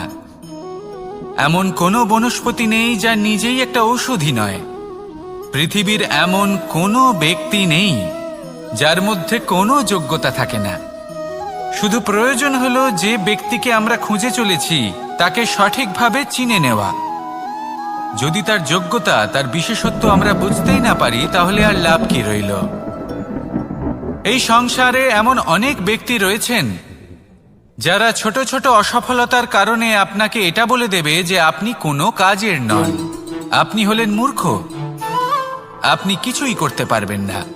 এইসব কথায় কখনোই বিশ্বাস করবেন না, কারণ আপনি এবং প্রত্যেকটি জীব এই পরমাত্মা এবং এই প্রকৃতির সৃষ্টি, যা অত্যন্ত বিশেষ। যদি আপনাকে উদাহরণ দিই, তাহলে একদিকে আছে তরোয়াল, একটা বড় লম্বা তরোয়াল, যার দ্বারা যুদ্ধ করা যায়, জয়লাভ করা যায়। আর অন্যদিকে রয়েছে একটা ছোট্ট সূচ, কিন্তু যে কাজ একটা ছোট্ট সূচ করতে পারে তা একটা তরোয়াল দ্বারা সম্ভব নয়। এর অর্থ হলো এটাই যে প্রত্যেকটা রচনা অত্যন্ত অমূল্য এবং অত্যন্ত বিশেষ হয়। তাহলে বিশ্বাস রাখুন যে আপনি অত্যন্ত বিশেষ একজন, আর প্রেমের সাথে বলুন, রাধা রাধা।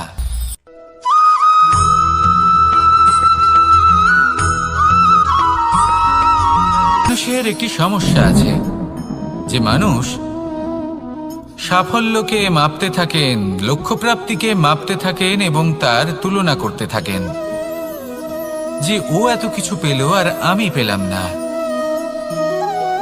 ওর কাছে এত কিছু আছে কিন্তু আমার কাছে নেই। এই তুলনা করার জন্য ওনারা দুঃখী হয়ে পড়েন, নিরাশ হয়ে পড়েন। তাই আমি একটা প্রশ্ন করছি যে এটা কি উচিত? এই সংসারে আপনি কি নিয়ে তুলনা করবেন, যেখানে সূর্যদেব চন্দ্রমা দুজনেই আছেন, দুজনেই হলেন বিশেষ, দুজনেই নিজ নিজ সময়ে উদিত হন। এদের মধ্যে একজন না থাকলে তাহলে আমাদের জীবন কঠিন হয়ে পড়বে। ঠিক সেইভাবেই আপনি যদি একটা বড় রেখা অঙ্কন করেন, তাহলে অন্য রেখাটি ছোট হয়ে পড়ে না, সে তেমনই থাকে যেমনটা সে ছিল। আপনার অস্তিত্ব কখনো ছোট বা বড় হতে পারে না। শুধু তুলনা করার জন্য আপনার এটা মনে হতে পারে। যদি আপনি যুদ্ধ করতে চান, আপনার তলোয়ারের প্রয়োজন পড়বে। যদি বস্ত্র তৈরি করতে চান, এত বড় তলোয়ার দিয়ে কিছুই হবে না, তখন প্রয়োজন পড়বে একটা ছোট্ট সূচের। তাই তুলনা করবেন না। না নিজেকে ছোট মনে করবেন, না অন্য কাউকে। সবার সাথে সহযোগিতা করুন, আর যদি তুলনা করতেই হয় নিজের সাথে করুন, যে কাল আমি কেমন ব্যক্তি ছিলাম, আজ কি তার থেকে শ্রেষ্ঠ হয়ে উঠতে পেরেছি। ভেবে দেখুন ভবিষ্যতে গিয়ে আপনি কতটা শ্রেষ্ঠ ব্যক্তি হতে পারেন।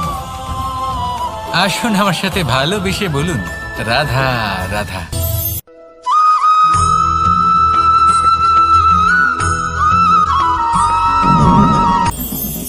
এটা হলো ধান গাছ। এর থেকে যে চাল উৎপন্ন হয় তা মানুষ গ্রহণ করেন। আর এটা কি? এ হলো জংলি ঘাস। একবার ভেবে দেখুন, যদি এই জংলি ঘাস ধান গাছের আশেপাশে থাকে তাহলে কি হবে? ধান উৎপন্ন হতে পারবে? তা উৎকৃষ্ট হতে পারবে? আমরা কি তা গ্রহণ করতে পারবো? কখনোই নয়। এই জংলি ঘাস ধানকে নষ্ট করে দেবে, কিন্তু নিজে জীবিত থাকবে। এটাই হলো আজকের শিক্ষা। এই সংসারে যদি আপনি নীতির পথে চলতে চান, উচিত কর্ম করতে চান, সংসারকে সেবা করতে চান, তাহলে জংলি ঘাসের মতো ব্যক্তিদের থেকে সবসময় দূরে থাকতে হবে। সেই ব্যক্তি যারা দুর্নীতি এবং মিথ্যা দ্বারা পরিপূর্ণ, যাদের ব্যবহার অশুভ, যাদের অনেক অশুভ গুণ রয়েছে, তারা সঠিক নয়।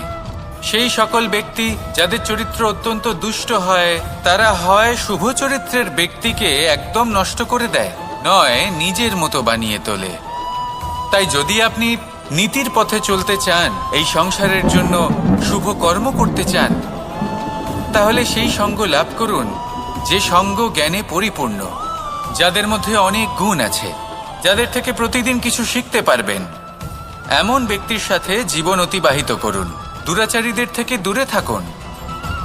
তবেই এই মন প্রসন্ন হয়ে বলবে, রাধা রাধা।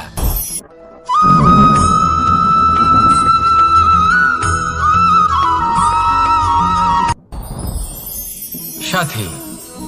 সাথী এই শব্দটির ব্যাখ্যা কে কিভাবে করে? মিত্র, সখা, বন্ধু। কিন্তু অর্থ একটাই, তিনি যিনি আপনার সঙ্গী হন, আর তিনি যার সাথী আপনি হন। এবার সব থেকে বড় প্রশ্ন হলো এটাই যে তিনি কে হতে পারেন যাকে আপনি আপনার সাথী বলে মেনে নিতে পারেন, নিজের সখা, নিজের মিত্র, নিজের বন্ধু মেনে নিতে পারেন। আপনার সাথী হলেন তিনি যিনি দুঃখের সময় আপনার পাশে থাকবেন, আপনার হাত ধরে থাকবেন। আপনার সাথী হলেন তিনি যার হাত আপনি নিজের সুখের দিনে ধরে থাকবেন। সেই সাথীরই হাত ধরুন যিনি দুঃখে সবসময় আপনাকে সাহায্য করার জন্য তৎপর হয়ে থাকেন, আপনার পাশে থাকেন, আর যাকে সুখের দিনে আপনি আপনার সাথে রাখতে পারেন। আর যখন আপনার সাথে আপনার এই সাথী থাকবে, তখন আপনি এটা বুঝবেন যে যখন জীবনে দুঃখ আসে, তখন এই দুঃখ কমে যায়, সবার মধ্যে ভাগ হয়ে যায়। আর যদি তখন সুখ আসে, তাহলে সেটা সবার উপস্থিতিতে আরো বেড়ে যায়।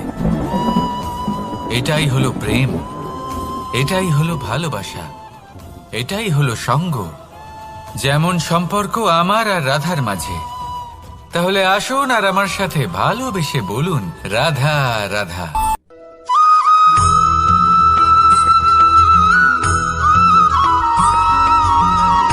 কথায় আছে, অন্ধকারে প্রদীপ প্রজ্বলিত করলে চতুর্দিক আলোকিত হয়। কিন্তু যদি এই প্রদীপ আমি সূর্যের আলোর সম্মুখে সকালবেলায় প্রজ্বলিত করে রেখে দিই, তাহলে কি হবে? আপনি বলবেন যে এটা করে তো কোনো লাভই হলো না। সূর্যের প্রকাশের সামনে এই প্রদীপ আসলে কিছুই নয়। এবার এই চিন্তা ভাবনা প্রত্যেক দিন করতে হবে, আর একটা অমূল্য শিক্ষা পেতে হবে। মনে করুন যে আপনি মহাপুরুষের সামনে বসে আছেন, কোনো মহাজ্ঞানীর সামনে। তাহলে সেই ব্যক্তির সামনে নিজের জ্ঞানের প্রদীপ প্রজ্বলিত করবেন না,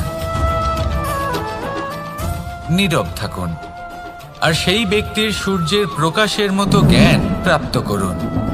যতটা পারবেন জ্ঞান লাভ করুন। যদি এমন কোনো সময়, এমন কোনো স্থানে আপনি আছেন যেখানে চতুর্দিক অন্ধকার, কারোর কাছেই জ্ঞান নেই, সেখানে নিজের জ্ঞানের প্রদীপ প্রজ্বলিত করুন। এমন করলে দুদিক থেকেই আপনার লাভ হবে। আপনার জ্ঞান প্রাপ্তিও হবে, আর জ্ঞানের সঠিক প্রয়োগও করতে পারবেন। আর এই মন প্রসন্ন হয়ে বলবে, রাধা রাধা।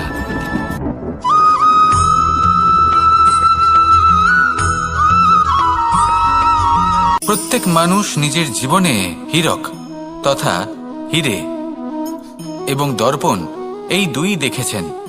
এই দুই হলো সাদা এবং এরা দুজনেই আলোর প্রতিফলন ঘটায় এবং এরা দুজনেই উজ্জ্বল হয়ে ওঠে। আপনি হয়তো মনে মনে ভাবছেন যে এটা কি ধরনের তুলনা করছি। একটা হীরে তো রত্ন, তার মূল্য দর্পণের থেকে অনেক গুণ বেশি।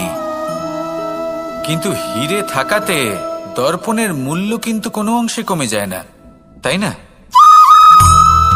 মানুষ যখন হীরে নিজের হাতে নেয় তখন সবার আগে কি খোঁজে?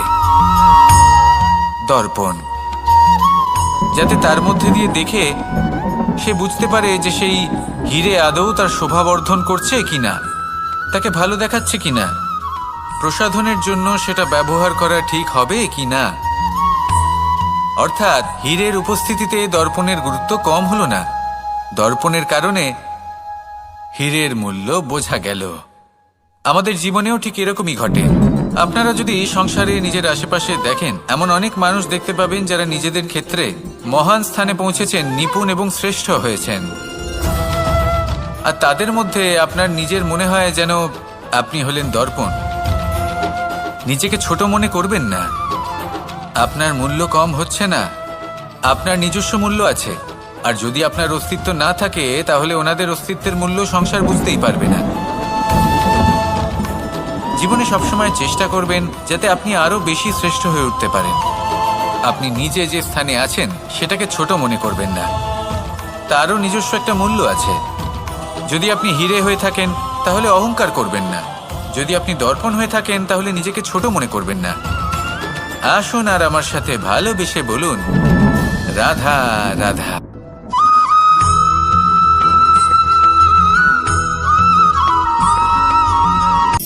শক্তি, শক্তি অর্জন করা এতটা কঠিন নয় যতটা শক্তি লাভ করার পরে সেই শক্তি সামলানো কঠিন হয়।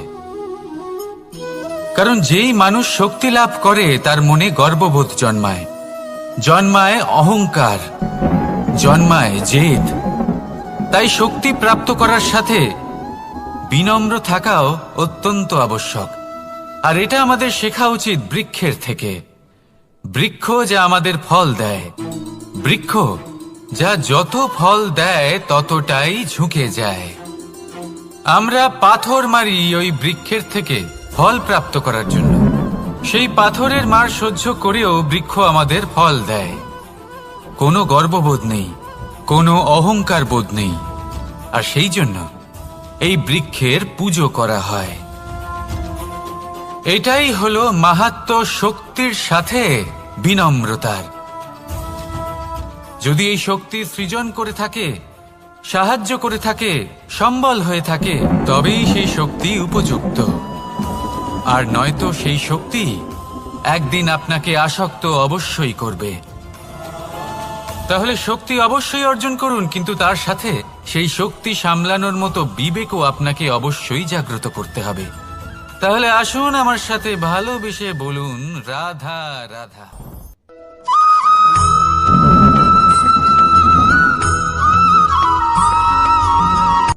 কথায় আছে, অন্ধকারে প্রদীপ প্রজ্বলিত করলে চতুর্দিক আলোকিত হয়।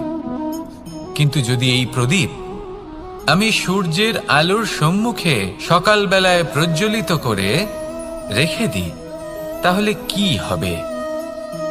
আপনি বলবেন যে এটা করে তো কোনো লাভই হলো না। সূর্যের প্রকাশের সামনে এই প্রদীপ আসলে কিছুই নয়।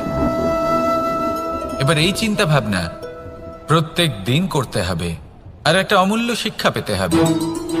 মনে করুন যে আপনি মহাপুরুষের সামনে বসে আছেন, কোনো মহাজ্ঞানীর সামনে। তাহলে সেই ব্যক্তির সামনে নিজের জ্ঞানের প্রদীপ প্রজ্বলিত করবেন না, নীরব থাকুন। আর সেই ব্যক্তির সূর্যের প্রকাশের মতো জ্ঞান প্রাপ্ত করুন। যতটা পারবেন জ্ঞান লাভ করুন। যদি এমন কোনো সময়, এমন কোনো স্থানে আপনি আছেন যেখানে চতুর্দিক অন্ধকার, কারোর কাছেই জ্ঞান নেই, সেখানে নিজের জ্ঞানের প্রদীপ প্রজ্বলিত করুন। এমন করলে দুদিক থেকেই আপনার লাভ হবে। আপনার জ্ঞান প্রাপ্তিও হবে আর জ্ঞানের সঠিক প্রয়োগও করতে পারবেন। আর এই মন প্রসন্ন হয়ে বলবে, রাধা রাধা।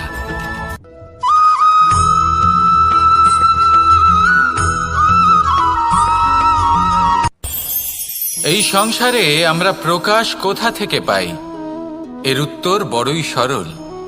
ভোরে যখন সূর্যোদয় হয় তখন প্রকাশের কিরণ আমাদের ঘরে এসে পৌঁছয়। এইভাবেই আমরা প্রকাশ লাভ করি। এবার এই প্রকাশের আলোতেই আমরা সারাদিনের কাজ সম্পন্ন করি। সন্ধে হয়ে যায়, সূর্যাস্তও হয়ে যায়। আর আমাদের ঘর যাতে অন্ধকার না হয় তার জন্য আমরা একটা প্রদীপ প্রজ্বলিত করি। এটাই ঘটে আমাদের জীবনেও। এবার প্রবাহমান আয়ুর সাথে আমরা আমাদের অন্তরে যদি একটা প্রদীপ প্রজ্বলিত করে নিই তাহলে বিষয়টাই অন্যরকম হবে। এবার আপনি বলবেন কোন প্রকাশের কথা বলছি যা আমাদের অন্তরে জাগ্রত করা সম্ভব? আমাদের আত্মার মাঝে প্রেমের প্রকাশ জাগ্রত করার কথা বলছি। কারণ আমাদের এই জীবন এও হলো দিনের আলোর মতো। আজ প্রকাশ আছে কিন্তু কোনোদিন অবশ্যই অস্ত হবে।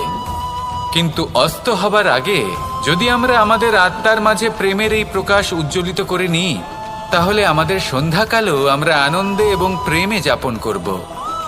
তাহলে আসুন আর আমার সাথে ভালোবেসে বলুন, রাধা রাধা।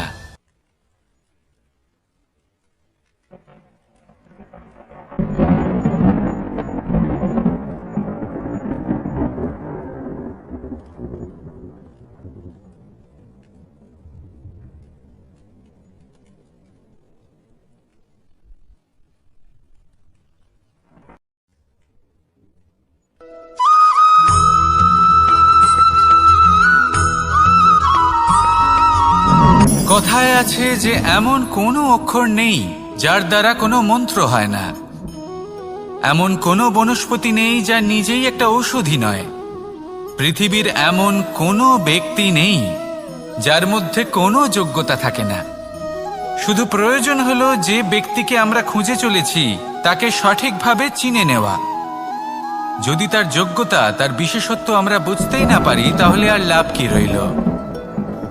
এই সংসারে এমন অনেক ব্যক্তি রয়েছেন যারা ছোট ছোট অসফলতার কারণে আপনাকে এটা বলে দেবে যে আপনি কোনো কাজের নন, আপনি হলেন মূর্খ, আপনি কিছুই করতে পারবেন না। এইসব কথায় কখনোই বিশ্বাস করবেন না। কারণ আপনি এবং প্রত্যেকটি জীব এই পরমাত্মা এবং এই প্রকৃতির সৃষ্টি যা অত্যন্ত বিশেষ। যদি আপনাকে উদাহরণ দিই তাহলে একদিকে আছে তরোয়াল, একটা বড় লম্বা তরোয়াল যার দ্বারা যুদ্ধ করা যায়, জয়লাভ করা যায়। আর অন্যদিকে রয়েছে একটা ছোট্ট সূচ। কিন্তু যে কাজ একটা ছোট্ট সূচ করতে পারে তা একটা তরোয়াল দ্বারা সম্ভব নয়। এর অর্থ হলো এটাই যে প্রত্যেকটা রচনা অত্যন্ত অমূল্য এবং অত্যন্ত বিশেষ হয়। তাহলে বিশ্বাস রাখুন যে আপনি অত্যন্ত বিশেষ একজন। আর প্রেমের সাথে বলুন, রাধা রাধা।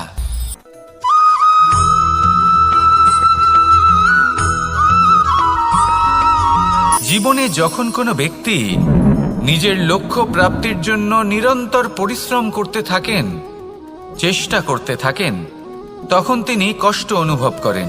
কখনো শারীরিক কষ্ট, কখনো মানসিক কষ্ট। এবার উনি এটা ভাবতে থাকেন যে আমি কি উচিত করছি নাকি অনুচিত করছি। কারণ অন্যদিকে এমন একজন ব্যক্তিও আছেন যিনি একদমই পরিশ্রম, চেষ্টা করছেন না। তিনি মদিরা পান করেন, বিলাসিতায় জীবন কাটান, অলস প্রকৃতির হয়ে ওঠেন, নিদ্রাতে বিলীন হয়ে থাকেন আর ভাবেন যে তিনি সুখ লাভ করছেন। কিন্তু এরকম কেন হয়? কারণ যখন আমরা সৎ পথে থাকি, উচিত পথে চলি, লক্ষ্য প্রাপ্ত করার জন্য চেষ্টা করতে থাকি, তখন আমাদের ভেতরে থাকা নেতিবাচক শক্তি এবং পাপ এই দেহকে ত্যাগ করে দেয়। আর এই অনুভূতিটাই আমাদের দুঃখের অনুভূতি দেয়, কষ্ট দেয়। এবার সেখানে যদি আমরা কুপথে চলি, অনুচিত পথে চলতে থাকি, তাহলে আমাদের ভেতরে থাকা পুণ্য এবং ধন্যাত্মক শক্তি আমাদের দেহ ত্যাগ করে দেয়, আর এই অনুভূতির কারণেই আমরা সুখ অনুভব করি। কিন্তু কখনো ভাববেন যে এই সুখ বেশি সময় পর্যন্ত থাকে না। সেই জন্য সবসময় মনে রাখবেন, যদি আপনি জানেন যে এটাই আপনার লক্ষ্য, এটাই উচিত পথ, শুভ পথ, তাতে নিরন্তরভাবে এগিয়ে যেতে চেষ্টা করতে থাকুন। এই কষ্ট আপনাকে সুখের পরাকাষ্ঠায় কখন পৌঁছে দেবে তা আপনি জানতেই পারবেন না। আসুন আমার সাথে ভালোবেসে বলুন, রাধা রাধা।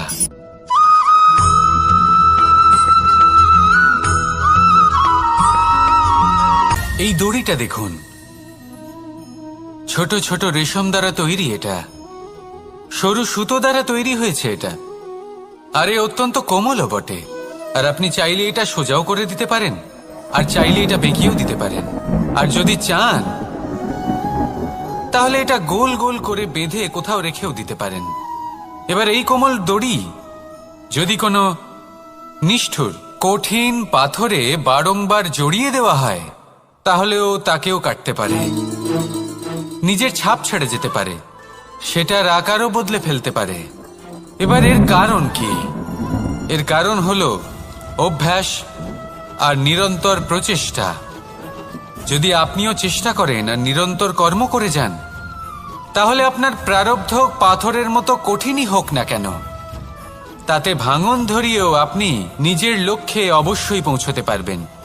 একটা গুরুত্বপূর্ণ কথা মনে রাখবেন, সুকর্মের অভ্যাস আর নিরন্তর প্রয়াস, এই হলো সাফল্যের মন্ত্র। তাহলে জীবনে এই মন্ত্র আনুন আর আমার সাথে ভালোবেসে বলুন, রাধা রাধা।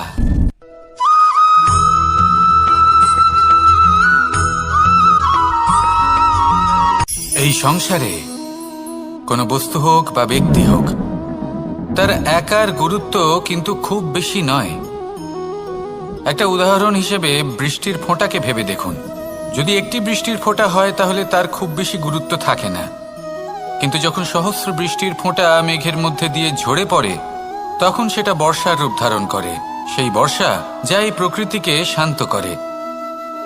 সেইভাবেই পাথরের ছোট টুকরো, তার খুব বেশি গুরুত্ব থাকে না, কিন্তু যখন অসংখ্য পাথরের টুকরো একত্রিত হয় তখন তা পর্বতের আকার ধারণ করে।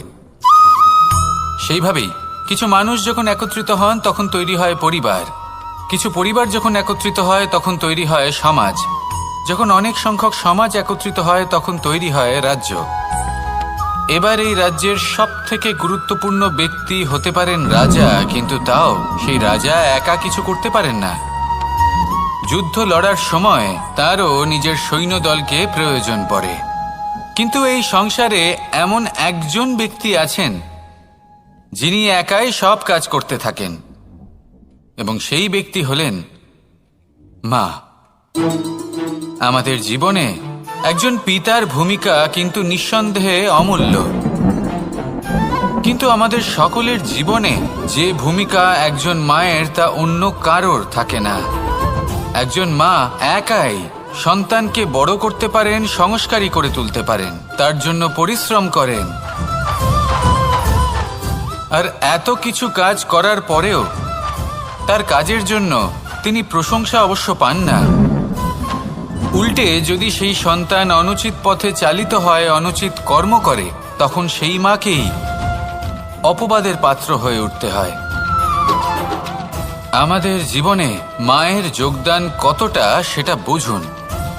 আপনাকে বড় করে তোলার জন্য উনি কতটা পরিশ্রম করেছেন সেটা বুঝুন। আজ থেকে, এখন থেকে, এই মুহূর্ত থেকে মাকে সম্মান করতে শিখুন। যখন সময় পাবেন, যখন সুযোগ হবে, তখন তার প্রশংসা করুন, ওনারও ভালো লাগবে। আর মায়ের এই মমতার জন্য, তার এই ভূমিকার জন্য আসুন সবাই মিলে আমরা তাকে প্রণাম করি, আর সকলে মিলে ভালোবেসে বলি, রাধা রাধা।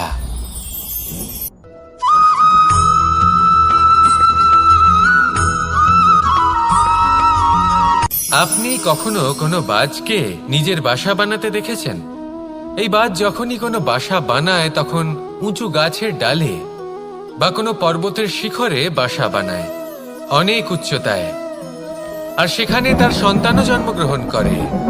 যখন এই সন্তানেরা জন্মায় তখন এই বাজ খুবই ভালোবেসে এবং খুব সাবধানে এদের পালন পোষণ করে। নিজের ঠোঁট দিয়ে তাদের ঠোঁটে খাবার পরিবেশন করে। কিন্তু যেই সেই সন্তানেরা হৃষ্টপুষ্ট হয়ে যায় এবং সেই কথা বাজ নিজে বুঝতে পেরে যায়, সেই বাজ নিজেই সেই বাসা ছিন্ন ভিন্ন করে দেয়। সেই সন্তান যাদের সবেমাত্র ডানা গজিয়েছে, কিভাবে উড়তে হয় তারা জানে না, সেই সন্তানগুলিকে উচ্চতা থেকে ঠেলে দেয়। সেই সন্তান প্রথমে ভয়ভীত হয়ে যায়। তারা সামনে মৃত্যুকে দেখতে পেয়ে ভয়ের কারণে তাদের ডানা ঝাপটাতে থাকে। আর সেই প্রক্রিয়াতেই সেই সন্তানগুলি উড়তে শুরু করে দেয়। এবার এই ঘটনায় আমরা কি শিক্ষা পেতে পারি? এটাই, যদি আপনি মাতা পিতা হন তাহলে নিজের সন্তানকে অবশ্যই স্নেহ করুন, কিন্তু তাদেরকে নিজের আঁচলের তলায় বেঁধে রাখবেন না। যদি আপনি চান আপনার সন্তান জীবনে উন্নতি করুক, তাহলে নিজের মুঠো থেকে তাদের স্বতন্ত্র করে দিন। এই সংসারে সংঘর্ষ করতে দিন।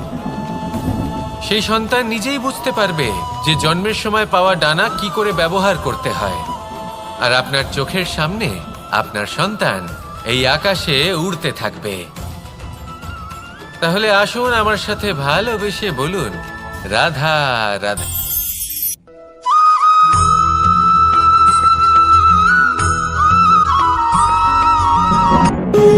যখন মানুষের মৃত্যু হয় তখন কি হয়? অনেক সংখ্যক মানুষ শোক পালন করতে চলে আসেন। যে ব্যক্তি মৃত্যু লাভ করেছেন তার অনেক বস্তু থাকে যেগুলো তার প্রিয়, যেগুলো তিনি ব্যবহার করেছেন। তার শয্যা, তার বস্ত্র, তার আভূষণ সবকিছু তার থেকে বিচ্ছিন্ন করা হয় এবং খালি হাতে তাকে শ্মশানের উদ্দেশ্যে রওনা করা হয়। আমি আপনাকে এই প্রশ্ন করতে চাই, আপনি এই সংসারে কি অর্জন করেছেন? ধন সম্পত্তি, বস্ত্র, আভূষণ, এই সবকিছু যে আপনি অর্জন করেছেন, আপনার মৃত্যুর পরে তা আপনার থেকে দূর হয়ে যাবে। এর উত্তর হলো একটাই, আপনার কর্ম। শুধু সেটাই আছে যা একান্ত আপনার, আর শুধু সেটাই এই সংসার থেকে চলে যাওয়ার পরেও সংসারেই জীবিত থাকবে। যদি আপনি দুষ্কর্ম করেন তাহলে এই সংসার আপনাকে একটি অনুচিত উদাহরণ হিসেবে মনে রাখবে যে এই ব্যক্তি খুব পাপী ছিল, অনুচিত কর্ম করতেন। যে পথে তিনি চলেছেন সেই পথে কারোর চলা উচিত নয়। সেখানেই যদি আপনি সৎকর্ম করেন তাহলে সংসার চিরকাল এটাই বলবে যে খুব ভালো মানুষ ছিলেন, সবাইকে ভালোবাসতেন, সবাইকে সাহায্য করতেন, আমার খুব প্রিয় মানুষ ছিলেন। এটাই হলো শ্রেষ্ঠ কর্ম। সেই জন্য জীবনে শুধুমাত্র ধন সম্পত্তি, আভূষণ এই সব অর্জন করতে গিয়ে নিজের মনোনিবেশ করবেন না। শ্রেষ্ঠ কর্ম করুন। সংসার থেকে চলে যাওয়ার পরেও এই কর্মই এই সংসারে আপনাকে জীবিত রাখবে। আসুন আমার সাথে ভালোবেসে বলুন, রাধা রাধা।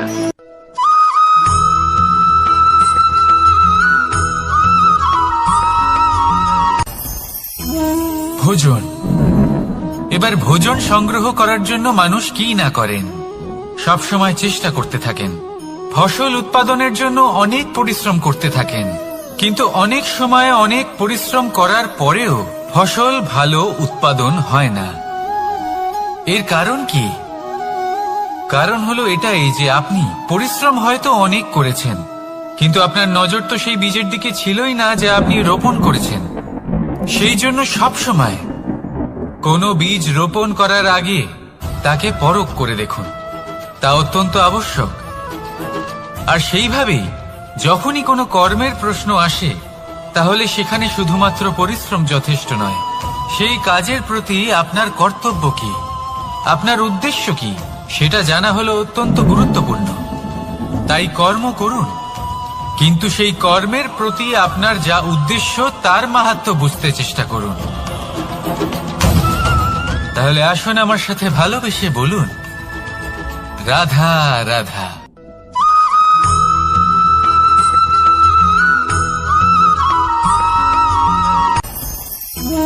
ভোজন। এবার ভোজন সংগ্রহ করার জন্য মানুষ কি না করেন, সব সময় চেষ্টা করতে থাকেন। ফসল উৎপাদনের জন্য অনেক পরিশ্রম করতে থাকেন, কিন্তু অনেক সময় অনেক পরিশ্রম করার পরেও ফসল ভালো উৎপাদন হয় না। এর কারণ কি? কারণ হলো এটাই যে আপনি পরিশ্রম হয়তো অনেক করেছেন, কিন্তু আপনার নজর তো সেই বীজের দিকে ছিলই না যে আপনি রোপণ করেছেন।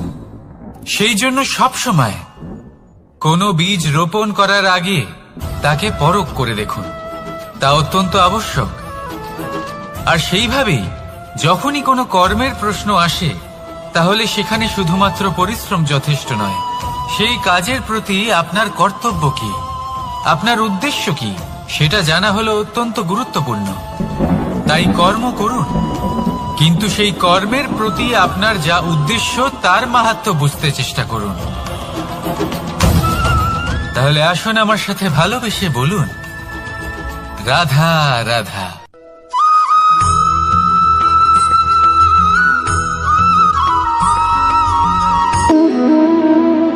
সম্পর্ক হলো আমাদের জীবনের একটি আধার।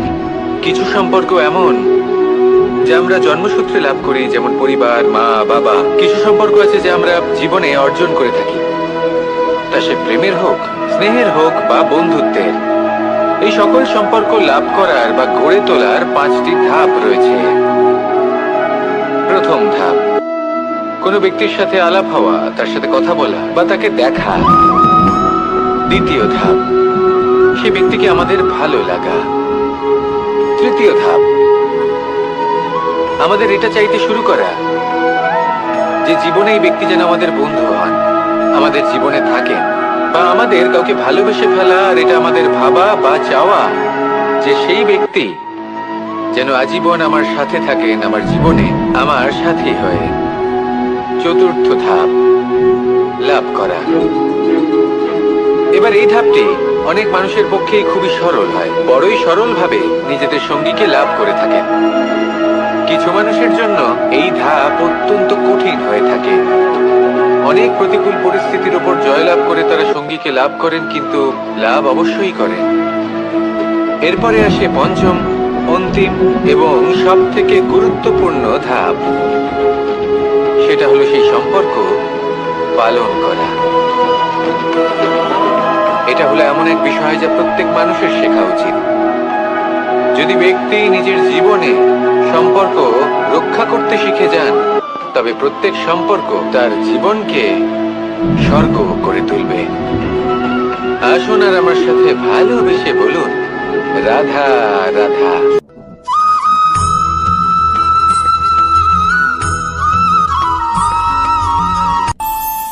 আমাদের মনে যখন কোনো প্রশ্ন ওঠে, কোনো দ্বন্দ্ব জাগে, তখন আমরা যাই আমাদের গুরুর কাছে, আমাদের আরাধ্যের কাছে গিয়ে জিজ্ঞেস করি।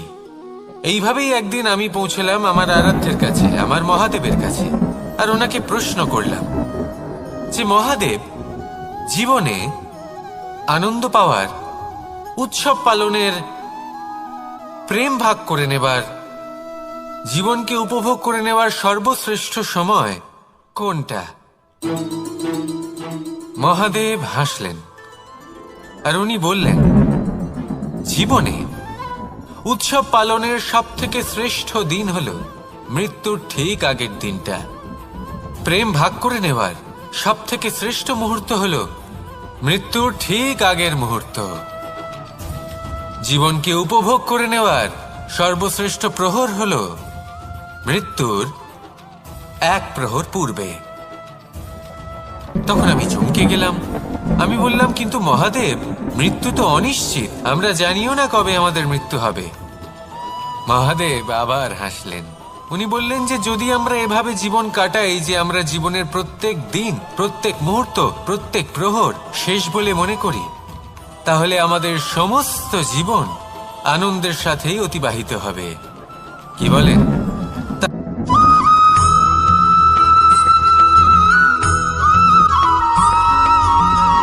এই সংসারে কোনো বস্তু হোক বা ব্যক্তি হোক, তার একার গুরুত্ব কিন্তু খুব বেশি নয়। একটা উদাহরণ হিসেবে বৃষ্টির ফোঁটাকে ভেবে দেখুন। যদি একটি বৃষ্টির ফোঁটা হয় তাহলে তার খুব বেশি গুরুত্ব থাকে না, কিন্তু যখন সহস্র বৃষ্টির ফোঁটা মেঘের মধ্যে দিয়ে ঝরে পড়ে তখন সেটা বর্ষার রূপ ধারণ করে। সেই বর্ষা যা এই প্রকৃতিকে শান্ত করে। সেইভাবেই পাথরের ছোট টুকরো তার খুব বেশি গুরুত্ব থাকে না, কিন্তু যখন অসংখ্য পাথরের টুকরো একত্রিত হয় তখন তা পর্বতের আকার ধারণ করে। সেইভাবেই কিছু মানুষ যখন একত্রিত হন তখন তৈরি হয় পরিবার, কিছু পরিবার যখন একত্রিত হয় তখন তৈরি হয় সমাজ, যখন অনেক সংখ্যক সমাজ একত্রিত হয় তখন তৈরি হয় রাজ্য। এবার এই রাজ্যের সবথেকে গুরুত্বপূর্ণ ব্যক্তি হতে পারেন রাজা, কিন্তু তাও সেই রাজা একা কিছু করতে পারেন না। যুদ্ধ লড়ার সময় তারও নিজের সৈন্যদলকে প্রয়োজন পড়ে। কিন্তু এই সংসারে এমন একজন ব্যক্তি আছেন যিনি একাই সব কাজ করতে থাকেন, এবং সেই ব্যক্তি হলেন মা। আমাদের জীবনে একজন পিতার ভূমিকা কিন্তু নিঃসন্দেহে অমূল্য, কিন্তু আমাদের সকলের জীবনে যে ভূমিকা একজন মায়ের তা অন্য কারোর থাকে না। একজন মা একাই সন্তানকে বড় করতে পারেন, সংস্কারী করে তুলতে পারেন, তার জন্য পরিশ্রম করেন। আর এত কিছু কাজ করার পরেও তার কাজের জন্য তিনি প্রশংসা অবশ্য পান না। উল্টে যদি সেই সন্তান অনুচিত পথে চালিত হয়, অনুচিত কর্ম করে, তখন সেই মাকেই অপবাদের পাত্র হয়ে উঠতে হয়। আমাদের জীবনে মায়ের যোগদান কতটা সেটা বুঝুন। আপনাকে বড় করে তোলার জন্য উনি কতটা পরিশ্রম করেছেন সেটা বুঝুন। আজ থেকে, এখন থেকে, এই মুহূর্ত থেকে মাকে সম্মান করতে শিখুন। যখন সময় পাবেন, যখন সুযোগ হবে, তখন তার প্রশংসা করুন, ওনারও ভালো লাগবে। আর মায়ের এই মমতার জন্য, তার এই ভূমিকার জন্য আসুন সবাই মিলে আমরা তাকে প্রণাম করি, আর সকলে মিলে ভালোবেসে বলি, রাধা রাধা।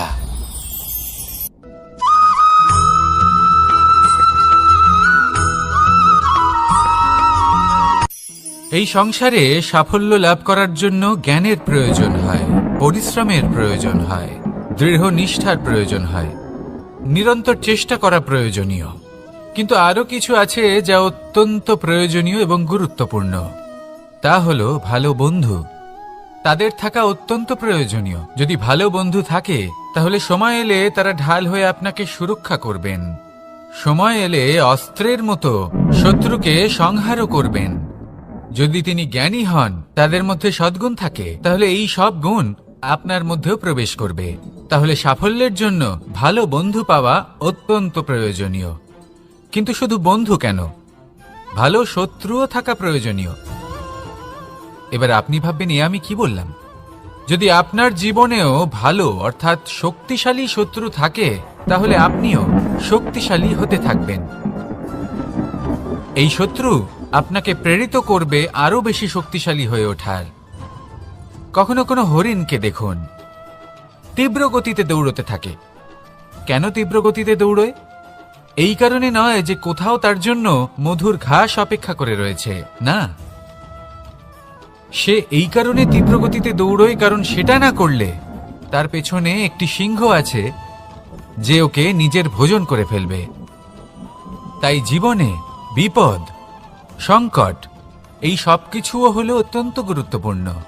তার সম্মুখীন হতে শিখুন আর আমার সাথে ভালোবেসে বলুন, রাধা রাধা।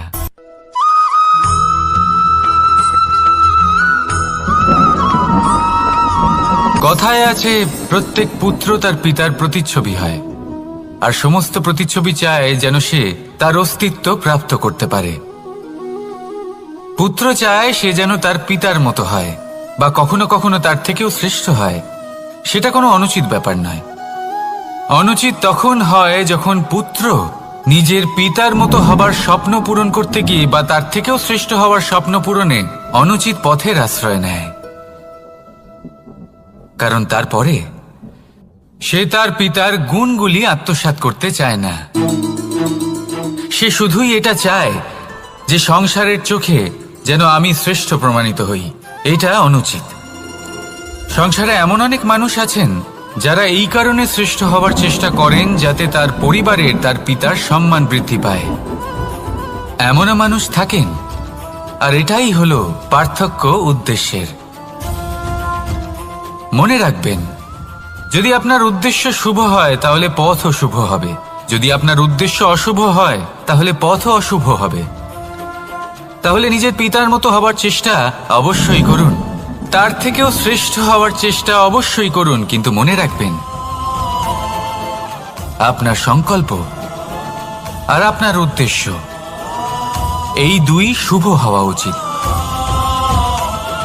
তাহলে আসুন আর আমার সাথে ভালোবেসে বলুন, রাধা রাধা।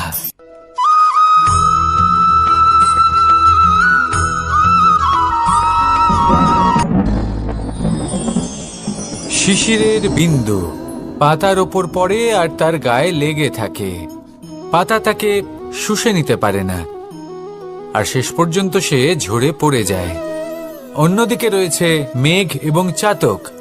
এদের মধ্যে অনেক দূরত্ব থাকে। মেঘ থাকে আকাশে আর চাতক থাকে ধরিত্রীতে। কিন্তু যখন এই মেঘ থেকে বৃষ্টি ঝরে পড়ে, এই চাতক কিন্তু সেই জলই পান করে, নয়তো সে তৃষ্ণার্ত থেকে যায়।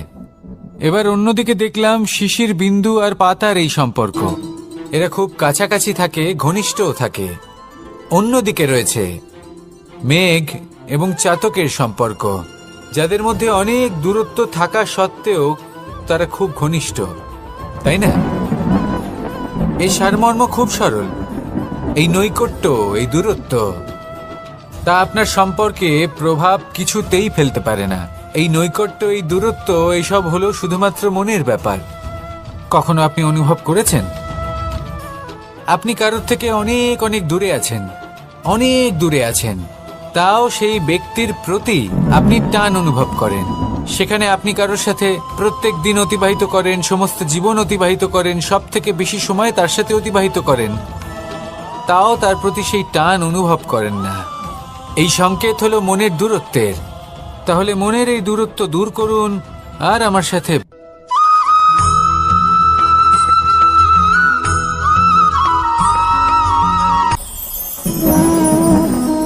শক্তি এক অত্যন্ত বিচিত্র বস্তু, বা বলতে পারেন অনুভূতি।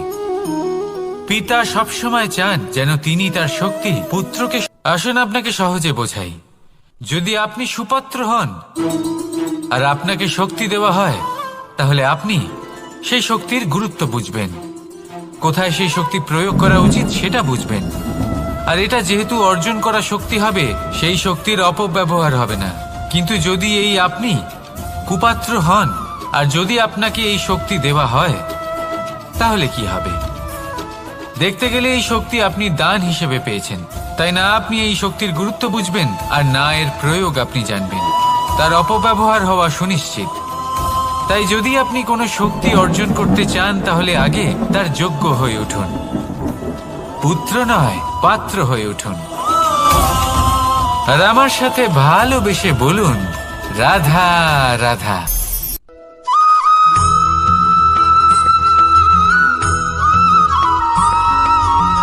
ভালো, শুধু ওনাদের কঠোর ব্যবহার দেখলে আমরা একটু ভয় পেয়ে যাই।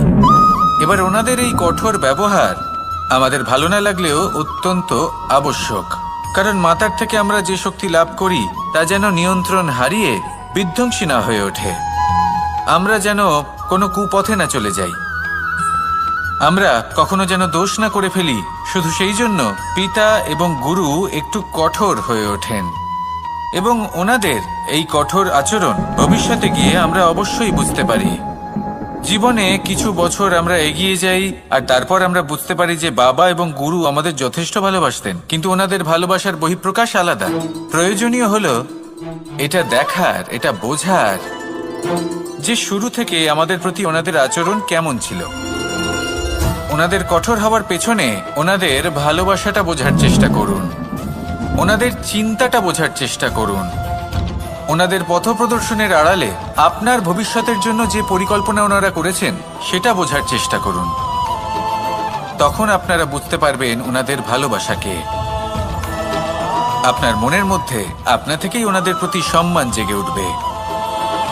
নিজের পিতা এবং নিজের গুরু এই দুজনের প্রতি কৃতজ্ঞতা প্রকাশ করুন আর আমার সাথে ভালোবেসে বলুন, রাধা রাধা।